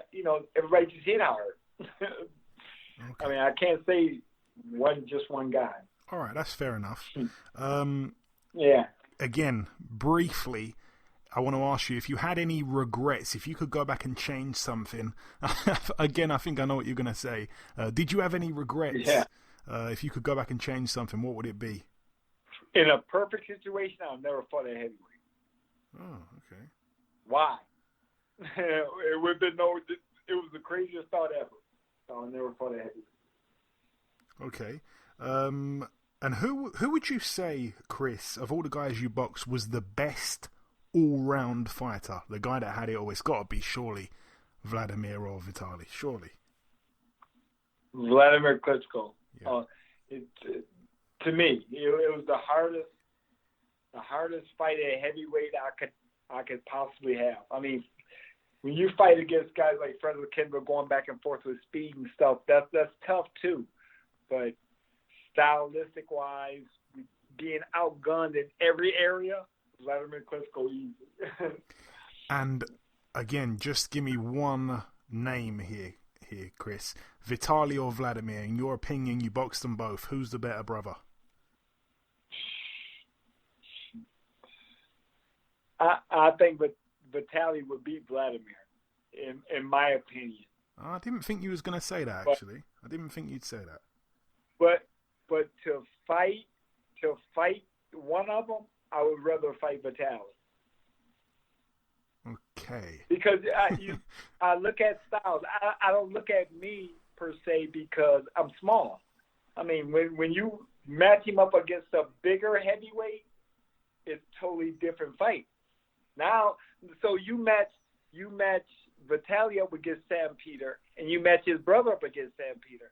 Then what? Vitaly have an easy time, and I don't care if Sam Peter was in his prime. He's having an easier time, but Wladimir not. It's going to be a tough fight every time. Sam going to come at him because they're two punchers. See, Vitaly think boxing before punching. Wladimir thinking knockout before boxing. So his boxing ability makes him a harder fight because he can bang you out, but at the same time he can box you for 12 rounds easy. Where Wladimir, if he don't knock you out, he may give up. Like everybody's saying, he's kind of gun shy, he's kind of cowardly. Well, he's just a front runner. He's gonna blow you out early, but if you taking his shots, he kind of gun shy later in the fight or early in the fight. He's kind of gun shy, but Vitaly will fight you. Like he'll fight you to the end. He got that tough guy mentality, and that's what I noticed for me between both the brothers. Even though Wladimir had a better style against me than Vitaly, but if you see those two fight, if you break it down their styles and who they fought and how they fought them, I go with Vitaly Klitschko. I mean, I study a lot of boxing, man. I know I be talking like,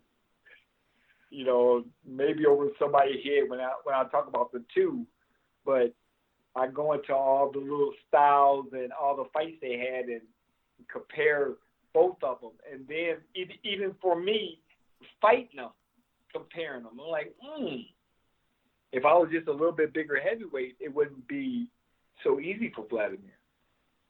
But I could be a little bit bigger heavyweight with Vitaly, and he's still going to try to fight me the same. I mean, and if you see him fight other fighters, he fought Lennox Lewis. They fought in the trend, like he fought him.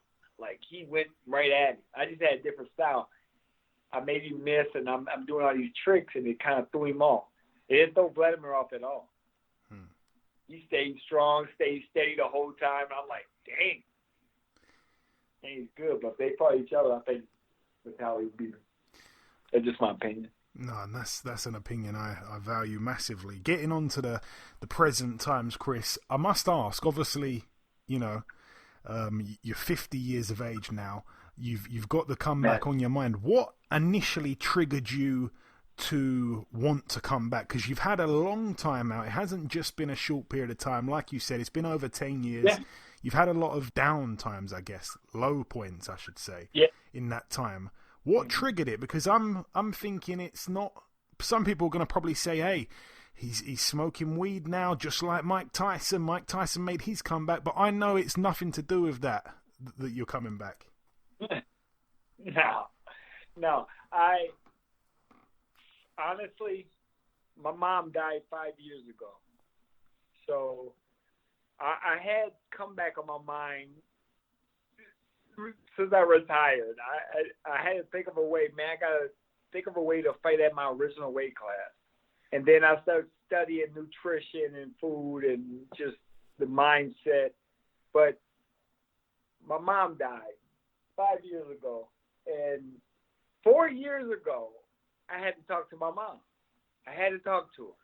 And it was late at night, and on the couch, I see my mom. And I tell people this, they're like, man, you crazy, but this is my story. I see my mom. I'm sitting on the couch. And I had to talk to her because I always call my mother about boxing questions. And this is a big one because I think about coming back to boxing. So I really had to talk to her about that. Nobody else. So I see my mom sitting on the couch late at night. We're talking the pros and cons of coming back. She's breaking it down to me. You sure?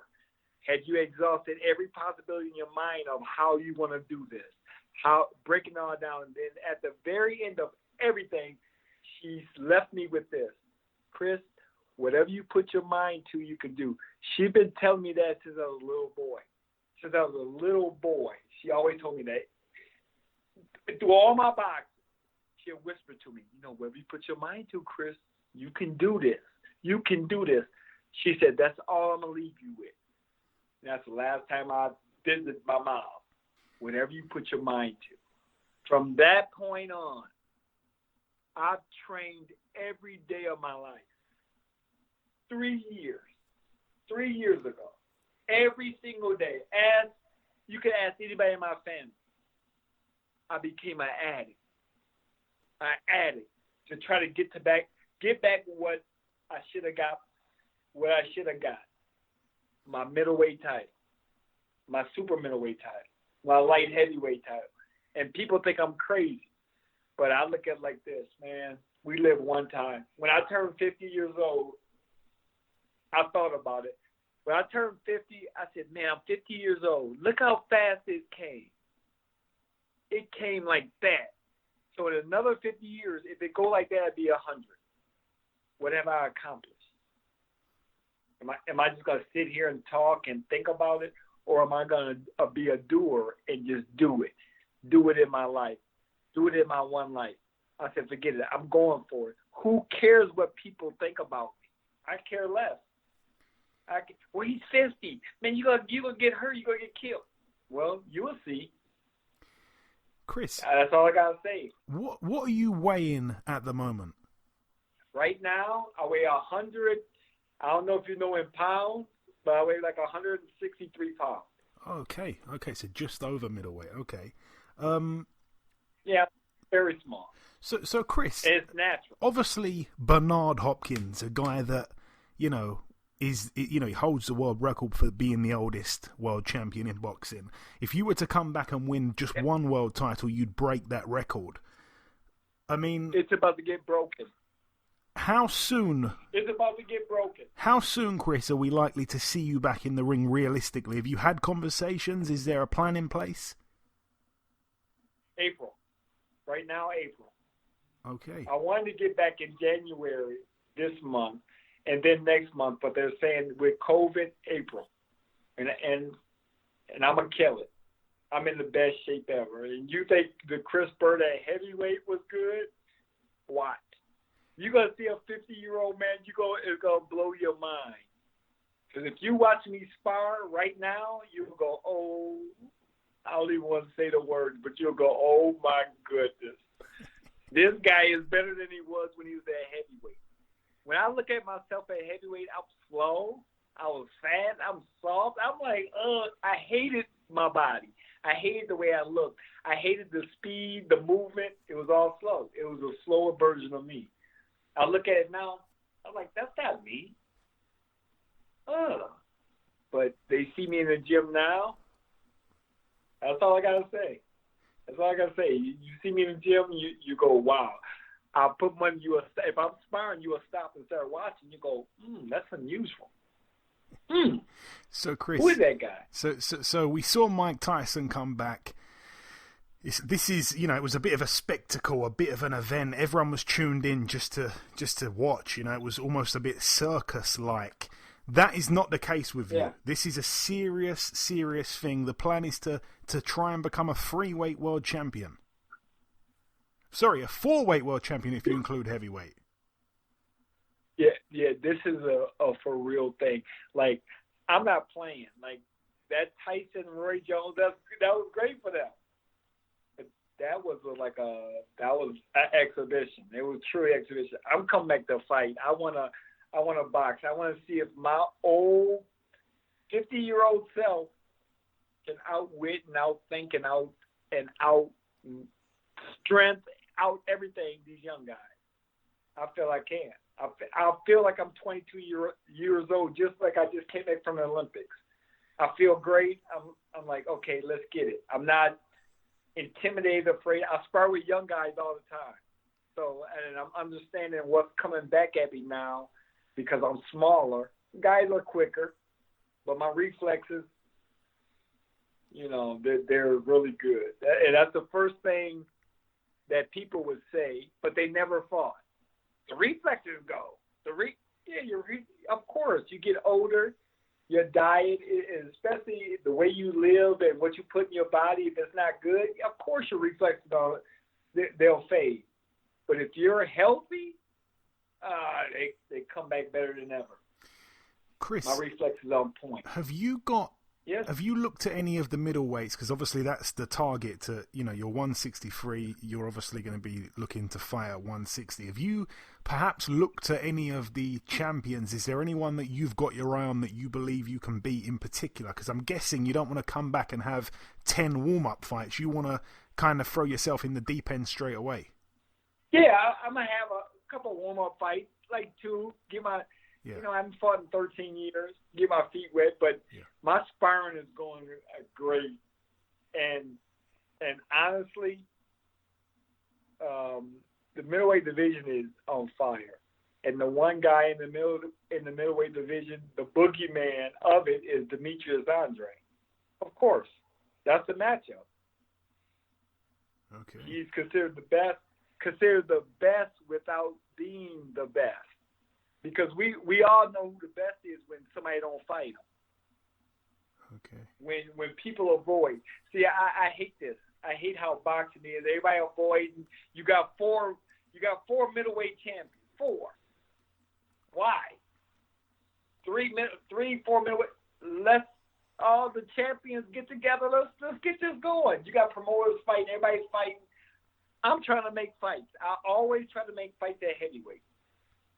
If I come back at this weight class, I'm trying to fight the best in the weight class. I'm not going to scurry around. I'm going to get a few fights in. I'm going to challenge him, and him. I don't care how old I am. And don't care how old I am, because now all of a sudden you're scared. Well, he's good, because now most of the coaches are my age. They know me. So they know how good I really can be. They know how good I am. So already, all the older fighters, Floyd, Oscar, Bernard, when my name go in the hat, everybody, no, I don't want to fight him. He's too big. He's too this. He's too already with the older guys. So let's see the younger guys do the same thing. Because when you have a skill set that's unusual, I'm left-handed too, and now I'm punching. I wasn't a puncher at heavyweight, but I'll bang you out at middleweight. I'll sit there and trade with you. I don't care. I don't feel you can beat me. I fought at heavyweight. I got a lot of knowledge in this sport, and especially fighting bigger guys. So I'm not worried about these middleweights. So I'm a major threat to everybody in this weight class. A major threat, and they know it. And Chris, I'm willing to prove it. That's the main thing. I want to prove that a 50-year-old man can win a world title. Chris, that's my motivation. You mentioned April there. I don't want you to give away too much information if everything's not, if all boxes are not yet ticked. But is there anything else you can tell us in terms of location wise, or just anything at all? Is it just April? Is that all you have at the minute to divulge? Right now, as of today, I'm hearing April. They were saying maybe at the end of March because of the COVID and shows and the placing and everything of how everything going. But right now, April. Hopefully, the comeback is April, and it's gonna be a big one. It's gonna be a big one because I'm bringing this back. I'm bringing the old school back. But all my old people out there, let's get excited. It's time to get it. It's our time. So I feel like, man, it is a perfect time. It's in COVID time, so a lot of people are glued to TV. It may not be that many people at the fights, but at least you're glued to the TV. You will see a 50-year-old wow the crowd. You're gonna be like, hey, he's back. I'm back. So I'm happy, and I'm ready for the world title. And Chris, my final real question for you now. This is one that I must ask to everyone that we speak to from overseas. I get some great answers to this question. Guys over here would love to hear your answer to this, especially your answer to this. You know boxing inside out. Who comes to mind when I ask you who's your favourite fighter of all time from the UK, any era? Wow, UK have so many fighters. God. Yeah, that was a good one. You put me on the spot big time from the UK, because goodness, how many fighters? Now, okay, where's Joe Calzaghe from? Yeah, he's from the UK, yeah. He is? Yeah. Okay. He is from the UK. Man, you guys got so many good fighters. Cause it was a point where y'all had more champions than in England, I think last year or 2 years ago, than the U.S. I'm like, man, England is killing it. UK is, woo. I'm just trying to think back. Some of the most popular answers we get to that question are, some people say Calzaghe, some people... The most popular answer is Prince Nassim Hamed. Everyone loves him. Lennox Lewis is another popular one. Yeah. You get some people saying Chris Eubank or Nigel Benn or Ricky Hatton. Nigel Benn. Yeah. I think I'm going to go with the undefeated one. Okay. Honestly. Calzaghe. Joe Calzaghe. Because, to me, he didn't get the credit that he really deserved. Because if you think about, he had one draw. I think he was 48-0-1. No. 46-0. No draws. Oh, no draws. So 46-0. I thought he had draw. My bad. To fight and go undefeated that long, gotta be the best. Yeah. To stay undefeated is. I was 26-0 when I lost, and to get to 30, then to get to 40 is like, oh, really? And you fighting at high levels. This is not like you fighting still on the low-level nightclub level. He fight at a higher level, so he has to be the best. Anybody that go undefeated to me, and you fighting at higher levels, you're just not popular.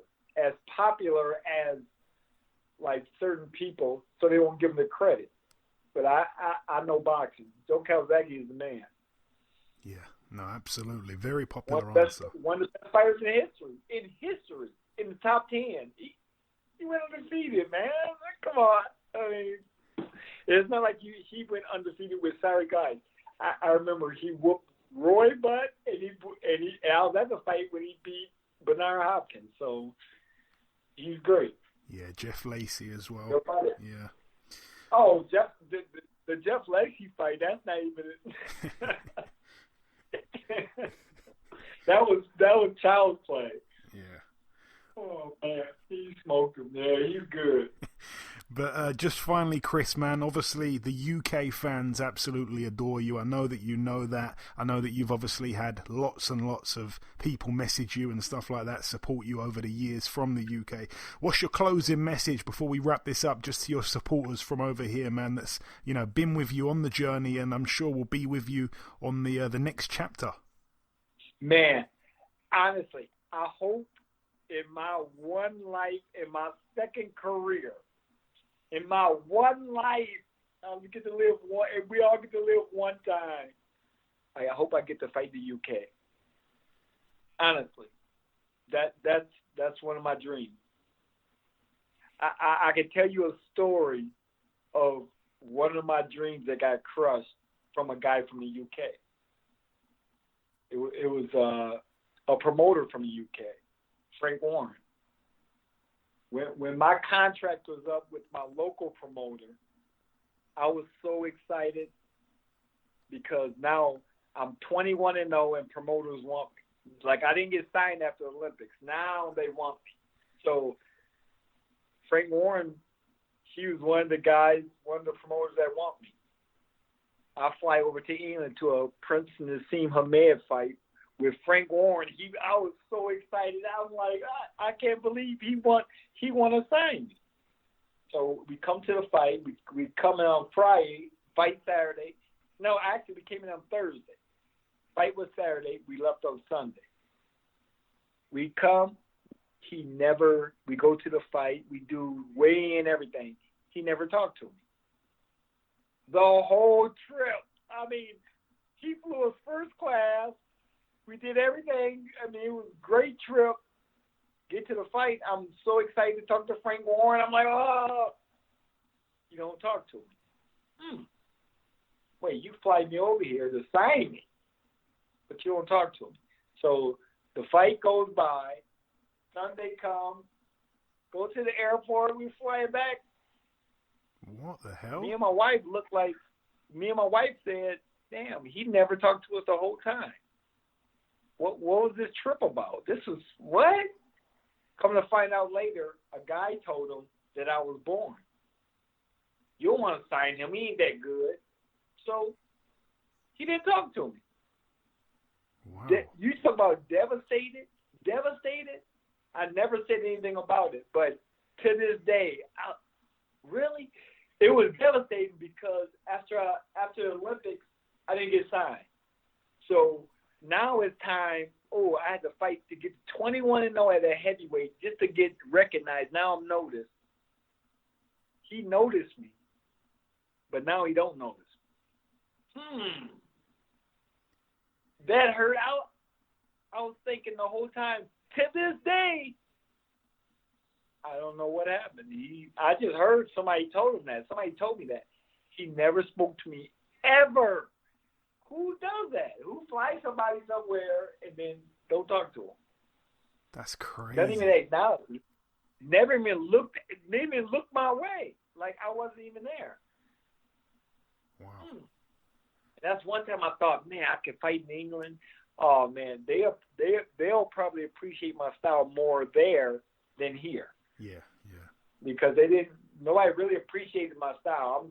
I'm a little guy fighting at heavyweight. I should get some credit for it, and I'm winning. So I thought, well, the English people, I think they really appreciate that. Man, this is a great opportunity to fight in England.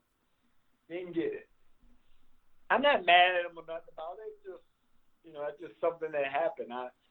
It was unfortunate because I wish I would have had a chance to show my talent in front of the fans in England. Man, I would have been so excited. But stuff happens. You never know, man. It could happen in the future. We'd love you. Yeah. Thanks a lot, man. Hey, I appreciate this talk. I appreciate everything. You have me on. Thank you very much. Appreciate it. Honestly, Chris, it's been an absolute honour walking down memory lane with you and looking to the future. Thank you so much for your time. God bless you, and I hope we can speak again in the future. Yeah, same to you, man. You have a great night. Have a great life. Enjoy yourself. Okay, and this wraps up episode 276 of the BoxHard Podcast. I've been your host, Joey Coastman. Eddie Chambers has been with me for the early part of the show. A massive, massive thank you to our sole guest on this week's podcast, the former two-time heavyweight world champion, Chris Byrd. It was great. It really was great speaking with him, and the way he believes in himself for the comeback, I think I am pretty convinced. I must admit, I am excited. I will be tuned in to see what 50-year-old Chris Byrd can bring on his comeback to the ring at middleweight. It is incredible. But if anyone can do it, he can. But that's about everything from myself. A huge thank you to all of you for listening once again. I hope you've enjoyed it. It has been a long show. I hope you've enjoyed the in-depth part of the interview. Try to enjoy your weekends, people, if you can. Remember to stay safe, spread positivity, and we shall see you all again next week.